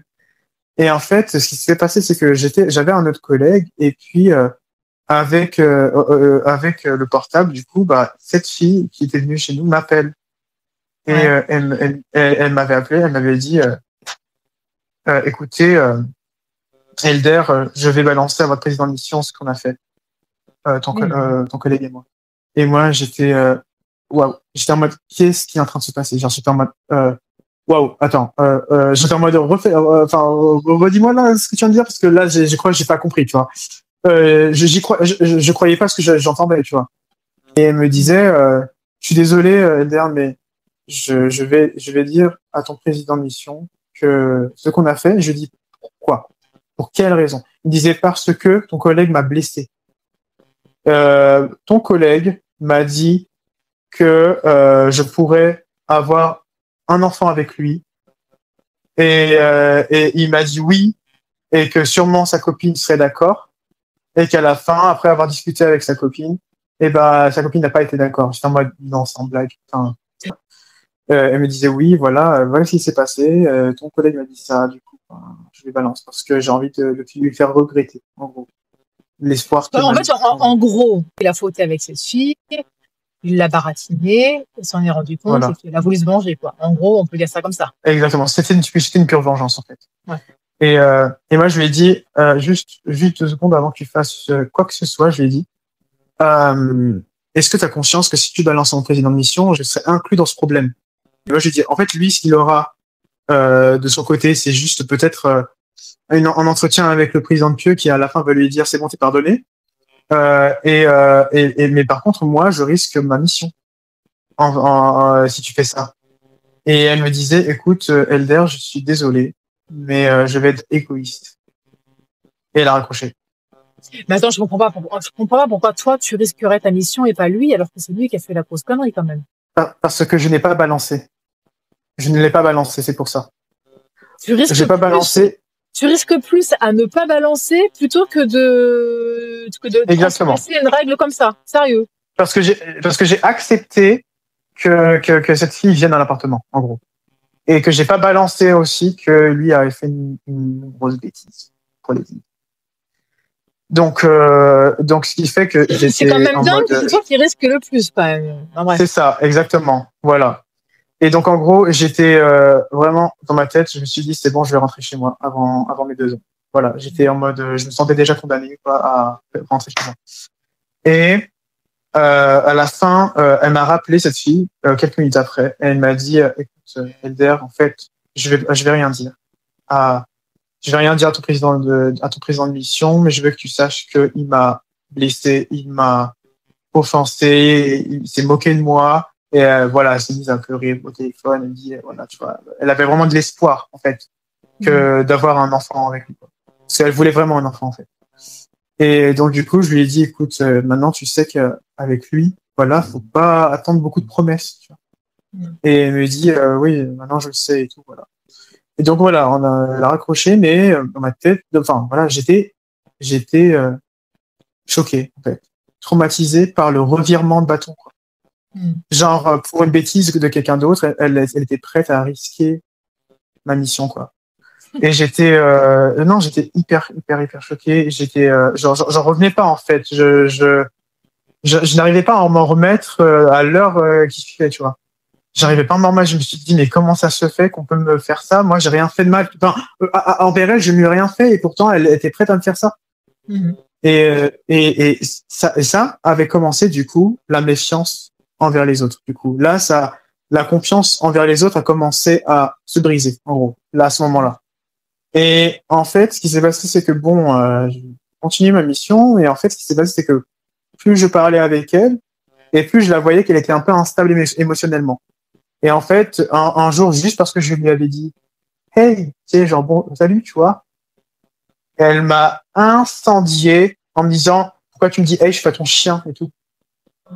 Et j'étais en mode, oh là là, c'est bon, on se calme, détente, hein. Et du coup, je lui ai dit, excuse-moi, je voulais pas te faire sentir comme ça et tout. Et elle m'a lâché un vu, tu vois, elle m'a pas répondu. Et moi, dans ma tête, je me suis dit, en fait, cette fille-là, ma mission dépend d'elle, en fait. Je me suis dit, cette fille-là, pour une saute d'humeur, elle serait capable de balancer en président de mission. Mais attends, parce que toi, dans ta tête, à ce moment-là, je veux dire, si tu croyais plus à l'église, donc à la limite, si on t'avait renvoyé chez toi, c'était par rapport quoi? Par rapport à tes parents? En fait, je croyais plus aux règles. Mais après, ouais. Je pense qu'au fond, t'avais raison. Je croyais plus trop, mais c'était plus pour la fierté de mes parents que je voulais qu'ils voient que j'avais vraiment fait les 2 ans et que j'avais essayé, tu vois, même si à la fin j'allais vivre avec un homme, que j'avais essayé de tout ce que je pouvais pour être sur le droit chemin, en gros. T'étais encore un petit garçon à tes parents, quoi, clairement. Bah oui. Mais Voilà, de toute c'est façon, ça, c'est pour ça aussi exactement. qu'ils envoient les jeunes aussi jeunes en mission, hein, Exactement. parce qu'ils savent très bien qu'ils sont pas C'est ça. finis, qu'ils sont encore hyper influençables, qu'ils veulent faire plaisir à leurs parents, qu'ils vont pas oser se rebeller, tu vois, ils vont pas oser dire C'est merde. ça. C'est ça. J'avais tellement ce petit effet de Damoclès sur moi que, en gros, j'avais décidé d'en parler à certains de mes autres collègues que j'avais avec.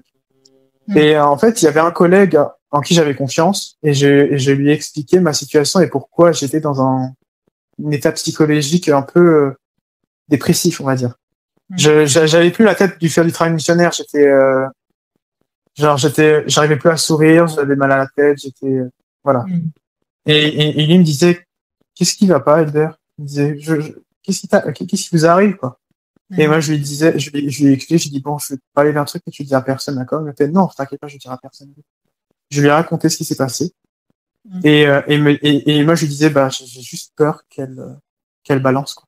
Et il me dit, écoute, Elder, écoutez, ça, c'est du passé. Faites votre mission jusqu'à la fin.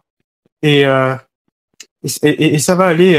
Non, elle va rien dire. Ça va aller. C'est bon, faites votre mission à la fin. Et voilà. Vous allez voir, ça va très bien se passer. Votre mission et tout. Du coup, il m'a redonné confiance, tu vois. J'étais là en mode, ouais, vas-y. S'il le dit, c'est que ça doit être vrai.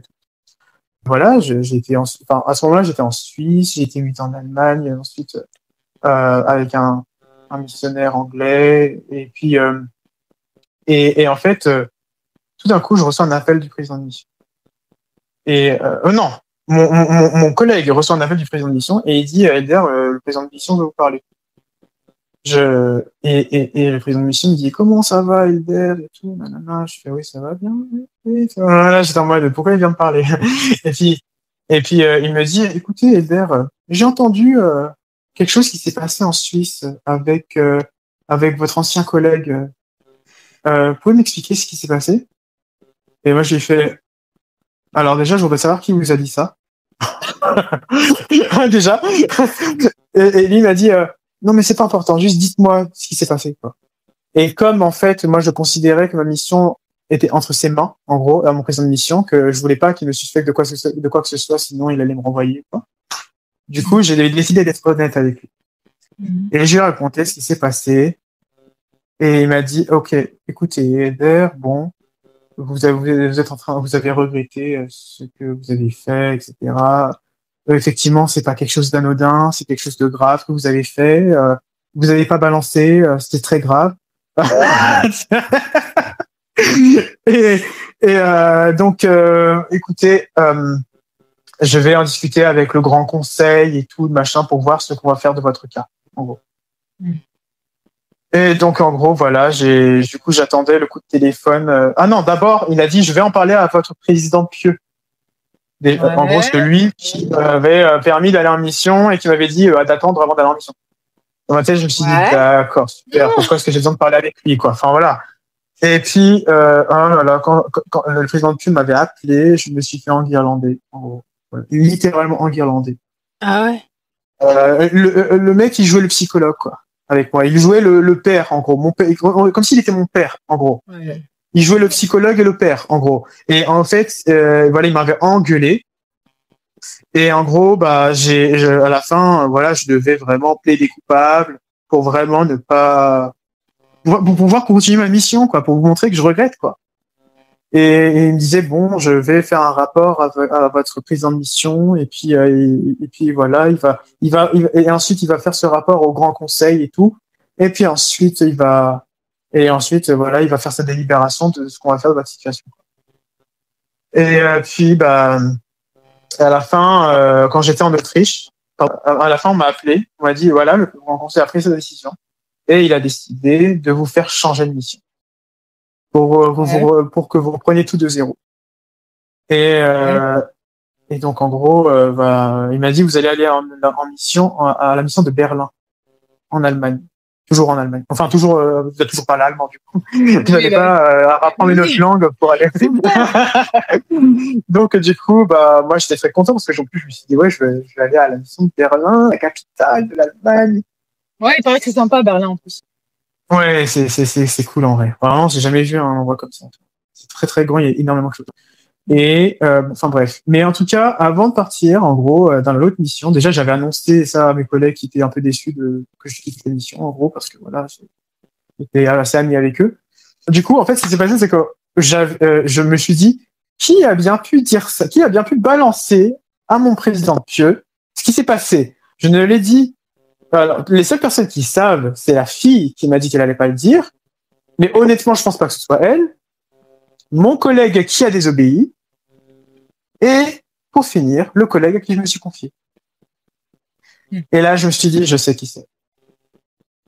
Et donc, en gros, bah, ce qui s'est passé, c'est que j'avais une dernière occasion de le voir. C'était lors d'une sorte de réunion de zone.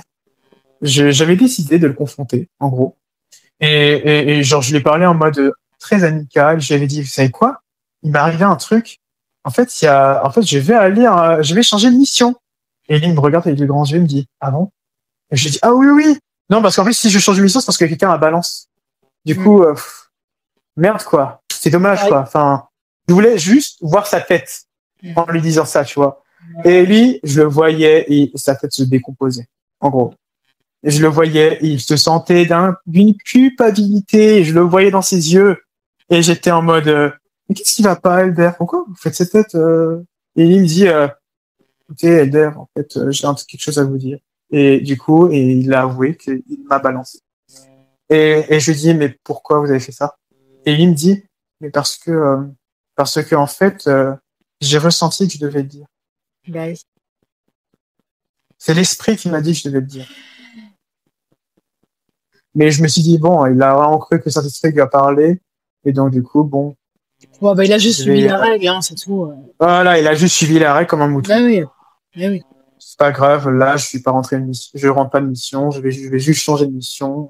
C'est cool quand même de changer de mission, on va pas se mentir.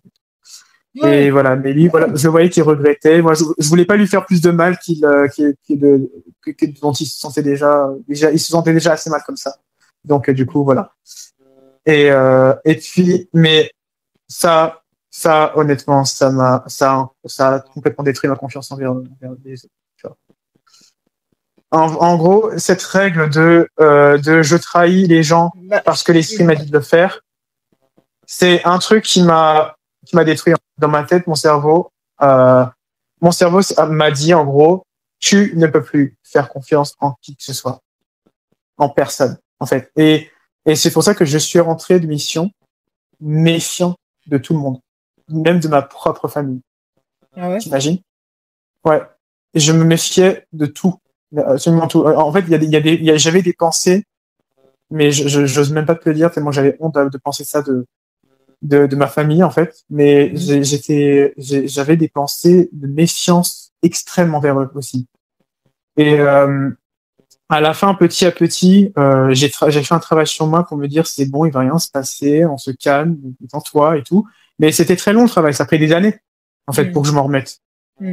Mais c'est comme ça en fait que en gros que l'Église a détruit ma confiance en moi et a détruit ma confiance envers les autres.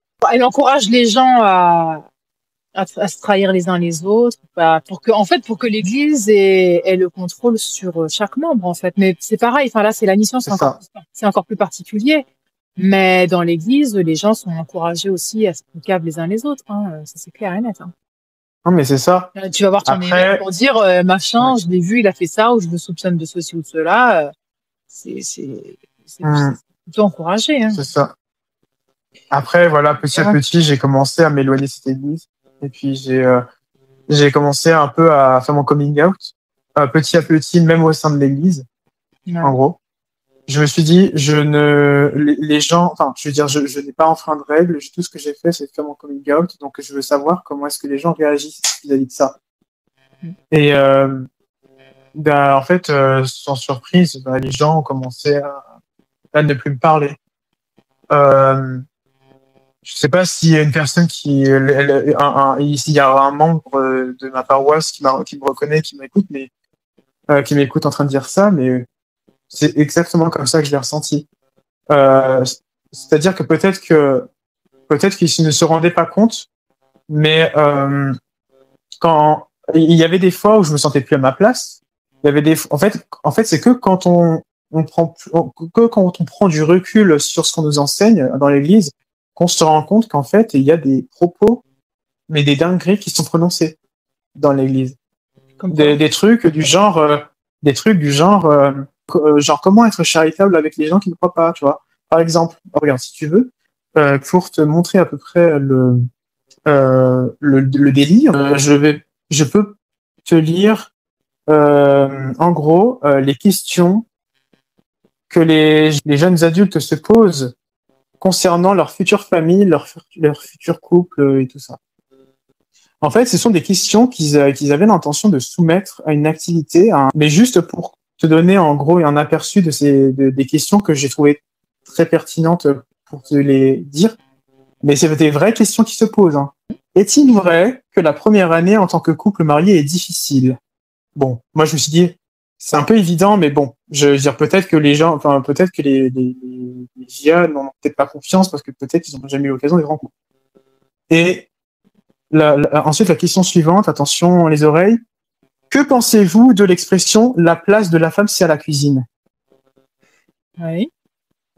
Ce que je serais curieuse de savoir, c'est quelle est la réponse attendue. Hein. Non, je ne veux pas chercher à savoir ce qu'il a dit dans l'instruction, ça m'intéresse pas. En fait. mais moi, ce que je voulais vraiment te faire comprendre, c'est le niveau des questions, quoi. Ouais. Ou alors, comment faire plaisir à sa partenaire continuellement? Ou alors, comment peut-on envisager un mariage avec une personne non membre? Faut-il être ami avant d'être en couple? Est-il ça est-il possible de pardonner l'infidélité? Ça, c'est un peu normal qu'on puisse se poser cette question. Alors, étant marié, peut-on être ami avec des personnes du sexe opposé? Qui doit payer le restaurant? Mais c'est quoi ce niveau? Enfin, tu vois, en fait, tu comprends ce que j'essaie de te dire? C'est en fait, maintenant, je me suis rendu compte après coup que, en fait, il y a des questions, mais c'est ça un level. Enfin, je veux dire, c'est ce genre de questions en fait que les gens se posent dans l'église. Non, mais que répondre à ça, quoi? Je veux dire, que pensez-vous de la place de la femme de la cuisine? Non, quoi est-ce que les GIA en viennent à se poser ce genre de questions? Parce que, en fait, ils ont aucune expérience de la vie, en fait, ces gens-là. Exactement. C'est ça. Ils se réfèrent que aux écritures. Mais c'est ça, en fait, les JIA, les jeunes adultes, en fait, et à partir de 25 ans, si t'es pas marié, ça commence à être, tu vois, ça commence à être tard, et qui donc, du coup, n'ont aucune expérience de couple. C'est pas très enrichissant intellectuellement. Exactement. Exactement, mais voilà, mais dans tous les cas, à chaque fois qu'il y avait des questions existentielles de ce genre, les instructeurs ne rataient aucune occasion pour sortir les écritures, quoi. Dieu a dit que nanana, Dieu a dit que nanana. Donc voilà, toutes les réponses sont dans le livre de Mormon, hein. Surtout ne réfléchis pas par toi-même, s'il te plaît. Voilà. Non, attention, non, il faut que tu écoutes le prophète. Si le prophète a dit ça, c'est que c'est ça. Il y a que lui qui sait à ta place. Donc voilà, en fait, je me sentais plus à ma place. Et ce qui se passait, c'est que je m'éloignais de plus en plus de l'église parce que je me suis dit, mais pourquoi je reste ici pour entendre des conneries pareilles. Enfin, à un moment, je veux dire, il y avait même une leçon des JA sur qui doit décider dans la famille, tu vois. Est-ce que c'est l'homme, je veux dire, parce qu'il préside d'après la déclaration à la famille. Enfin, oh là là. Bah oui, non, mais c'est ça. Et le truc, c'est qu'il y en avait toujours qui étaient en mode, mais dans la déclaration à la famille, il dit que c'est l'homme qui préside, donc si c'est marqué ça, c'est que c'est pour une raison, et nanana. Voilà. Donc, tu vois quel adulte ça fait, les religions, quel genre d'adulte ça fait. C'est des gens qui sont pas capables de réfléchir par eux-mêmes. Et d'ailleurs, ils en deviennent feignants, ils essayent même pas, ils cherchent des réponses dans leurs écritures, dans leur discours de merde, enfin.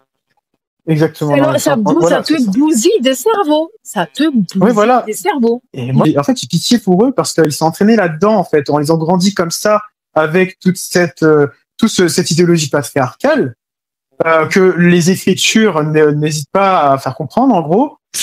Et puis, et tout ça, en fait, amène à ce genre de propos, en fait, que les gens peuvent avoir. Et donc, du coup, je me sentais plus à ma place à la fin. Je me suis dit, à quoi bon je reste ici? C'est quoi? Enfin, j'apprends quoi ici? À part faire plaisir à mes parents ou à ma famille, je fais quoi ici?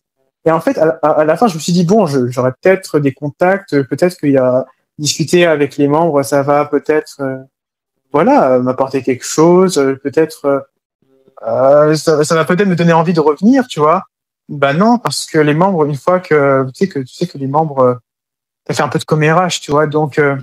Un peu beaucoup. Voilà, ça t'arrive un peu beaucoup. Bon, okay, c'est un euphémisme. Voilà. Et du coup, sûrement qu'ils ont dû savoir pour moi. Et du coup, c'est bizarre parce que plus en fait je faisais mon coming out à des personnes, et plus en fait les gens ne me parlaient plus. Et en fait, je n'ai plus rien qui me retient dans cette église, à part ma famille. Mais je dois pas faire ça pour ma famille, je dois faire ça pour moi. Donc, il y a plus rien qui me retient, en fait, dans cette église. Donc, du coup, il y avait des fois, je venais plus. Et puis, mes parents me disent, ah, tu sais quoi, Drenzo, il y a des gens qui m'ont demandé pour toi, comment tu allais. Et ils m'ont demandé quand est-ce que tu revenais. Et moi, j'étais en mode, il y a des gens qui s'inquiètent pour moi? Et j'étais en mode, mais comment ça? Je me dis, mais qui c'est qui vous a posé cette question? Il me dit, ah, c'est telle personne. Ah, d'accord, ok. Et moi, je me suis dit, bon, il y a peut-être des gens qui tiennent à moi dans cette église, donc je vais peut-être revenir pour voir vraiment. Et quand je reviens, comme par hasard, personne ne me parle. Donc, en gros, j'ai compris, en fait, que c'était un peu de l'hypocrisie. Juste par curiosité, en fait, ils viennent à la pêche aux infos chez tes parents. Ah, tiens, Drenzo, ça fait longtemps. Qu'est-ce qui se passe? Que je puisse aller gossip derrière. Tu viens plus aux soirées, là, Drenzo? Aux soirées tablier vert? Non, mais voilà, mais c'est tablier vert. Mais en fait, le truc, c'est que moi, encore une fois, je te dis, moi, je les blâme pas parce qu'en fait, on leur apprend que ça, c'est la charité. La charité, c'est demander des nouvelles des gens qui ne viennent pas, de demander des nouvelles des gens qui se sont égarés, tu vois. En fait, j'ai fait le parallèle, du coup, avec ce qu'on me demandait en tant qu'ancien, parce que quand on a 18 ans, on est ancien, on a le titre d'ancien, en ayant la prêtrise de Melchisédek. Ouais. Et en fait, d'ailleurs, c'est ça ce que ça veut dire elder. Chez les anciens, en fait, on nous parle à chaque fois de la visite chez les familles, en fait, des frères visiteurs. Voilà, on est des frères visiteurs. En fait, on est assigné comme à la mission, tu vois. on est assigné avec une personne pour visiter des familles qui sont inactives.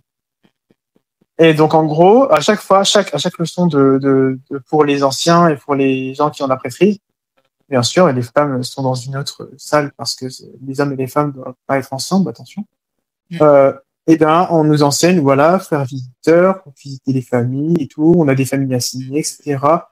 Et bien sûr, hein, vous leur faites bien comprendre aux familles que il nous manque. Hein. Oui.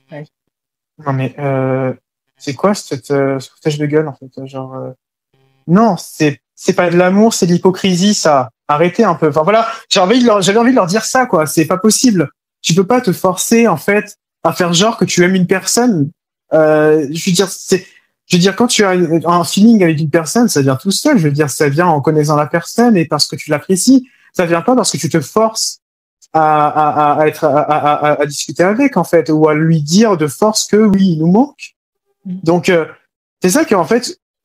Enfin voilà, je trouvais ça désespérant et du coup j'ai fait le lien avec moi et je me suis dit non, ils font ça juste parce qu'ils veulent pas perdre un membre de l'église. Bien, évidemment.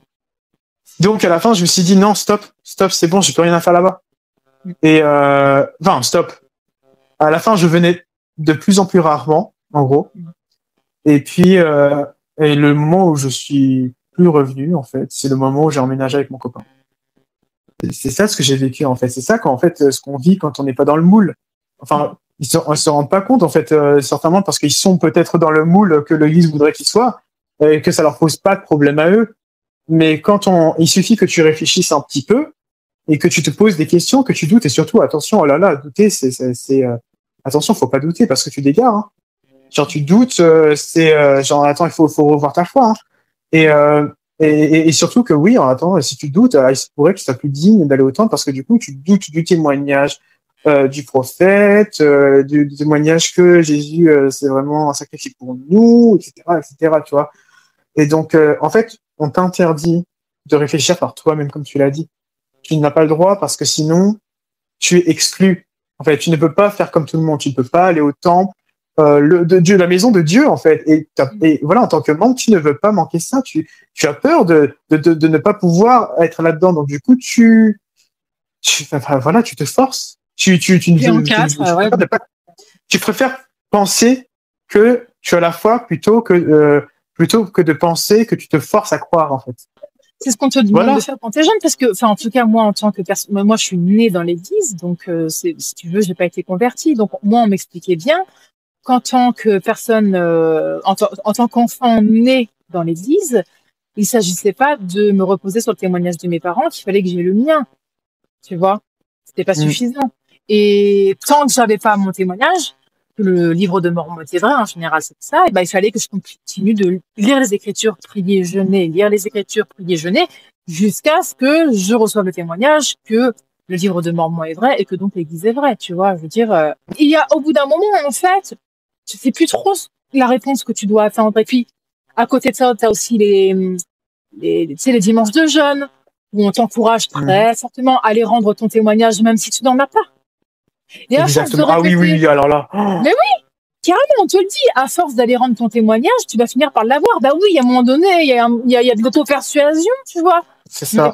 On est tous complètement aliénés à écouter les autres dire je sais que l'église est vraie et on t'encourage à le dire même si t'en es pas persuadé.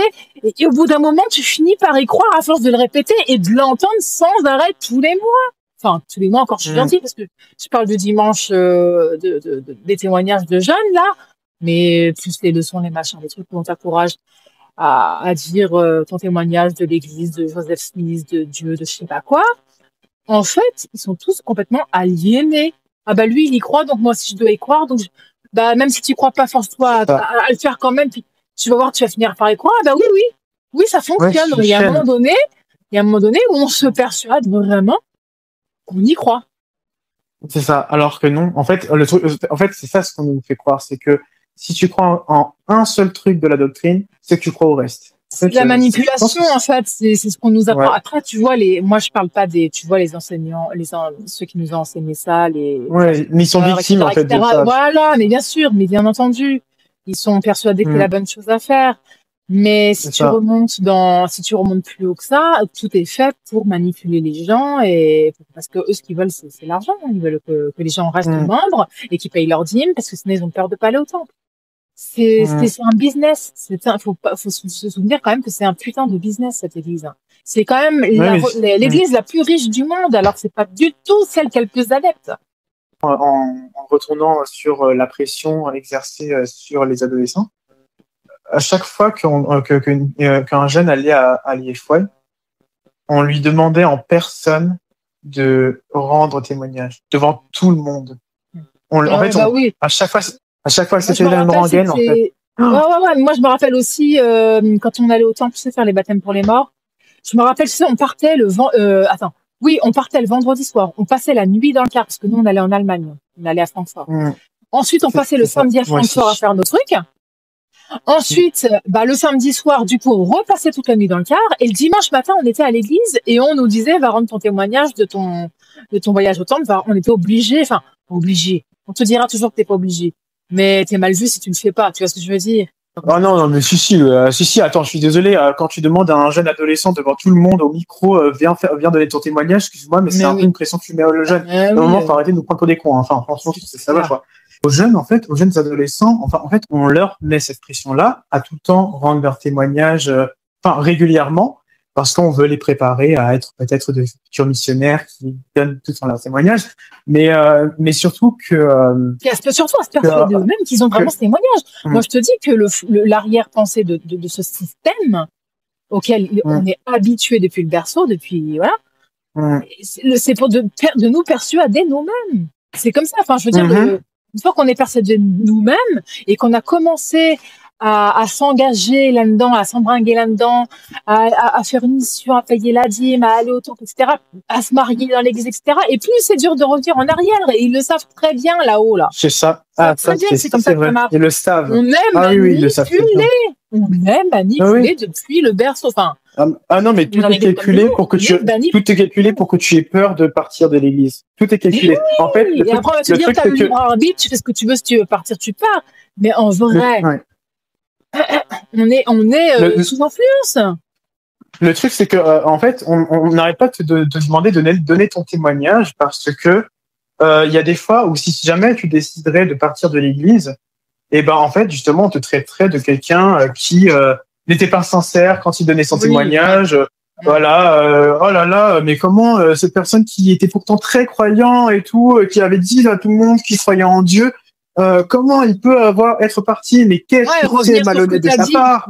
Enfin, exactement, c'est ça, tu vois. En fait, c'est pour ça qu'on incite les jeunes à donner leur témoignage très tôt. En réalité, moi, je trouve que c'est une manière justement de les enfermer, tu vois. Moi, je trouve ça très triste parce que aussi, ce qu'il faut pas oublier, c'est genre justement, quand je te parlais de la dignité des adolescents, mais je sais pas si j'en avais parlé, mais par rapport à la Sainte Seine, l'évêque souvent a les yeux rivés sur les jeunes au moment de la Sainte Seine. C'est-à-dire que si il voit ne serait-ce que, s'il le voit un dimanche, un jeune qui ne prend pas le pain ni l'eau à la Sainte Seine parce qu'il ne se sent pas digne, l'évêque est totalement capable de venir te voir et de dire tu peux me voir dans mon bureau s'il te plaît. Et puis à la fin, quand dans le bureau, c'est quoi? C'est j'ai vu que tu n'as pas pris la Sainte Seine, tu peux m'en parler? Voilà. Et comme on t'a toujours appris que l'évêque est appelé de Dieu et que s'il te demande un truc, c'est que Dieu en fait c'est que Dieu en fait est en train de te poser la question. Bah tu te sens forcé de dire quelque chose que de base tu voulais pas dire. En fait, que tu voulais avoir tout ton temps pour pouvoir être prêt à le dire. Enfin, je veux dire, voilà, mais non, il y a toujours cette pression où l'évêque doit surveiller, avoir un collimateur sur les jeunes qui ne prennent pas la Sainte Seine. Et moi, ça a été mon cas. Et en fait, ça allait très loin pour moi parce que moi, qui avait la prêtrise, j'avais des amis, en plus, je me souviens, j'avais des amis qui avaient aussi la prêtrise comme moi. Et en fait, on se confiait des péchés qu'on avait faits, en gros. Et en fait, on savait qu'on n'était pas digne. En fait, on le savait. En fait, on se disait non, je suis pas digne. J'ai pas envie de servir la Sainte Seine parce que je ne suis pas digne. On se sent coupable, tu sais. Enfin là, quand on est adolescent, on y croit tout ça.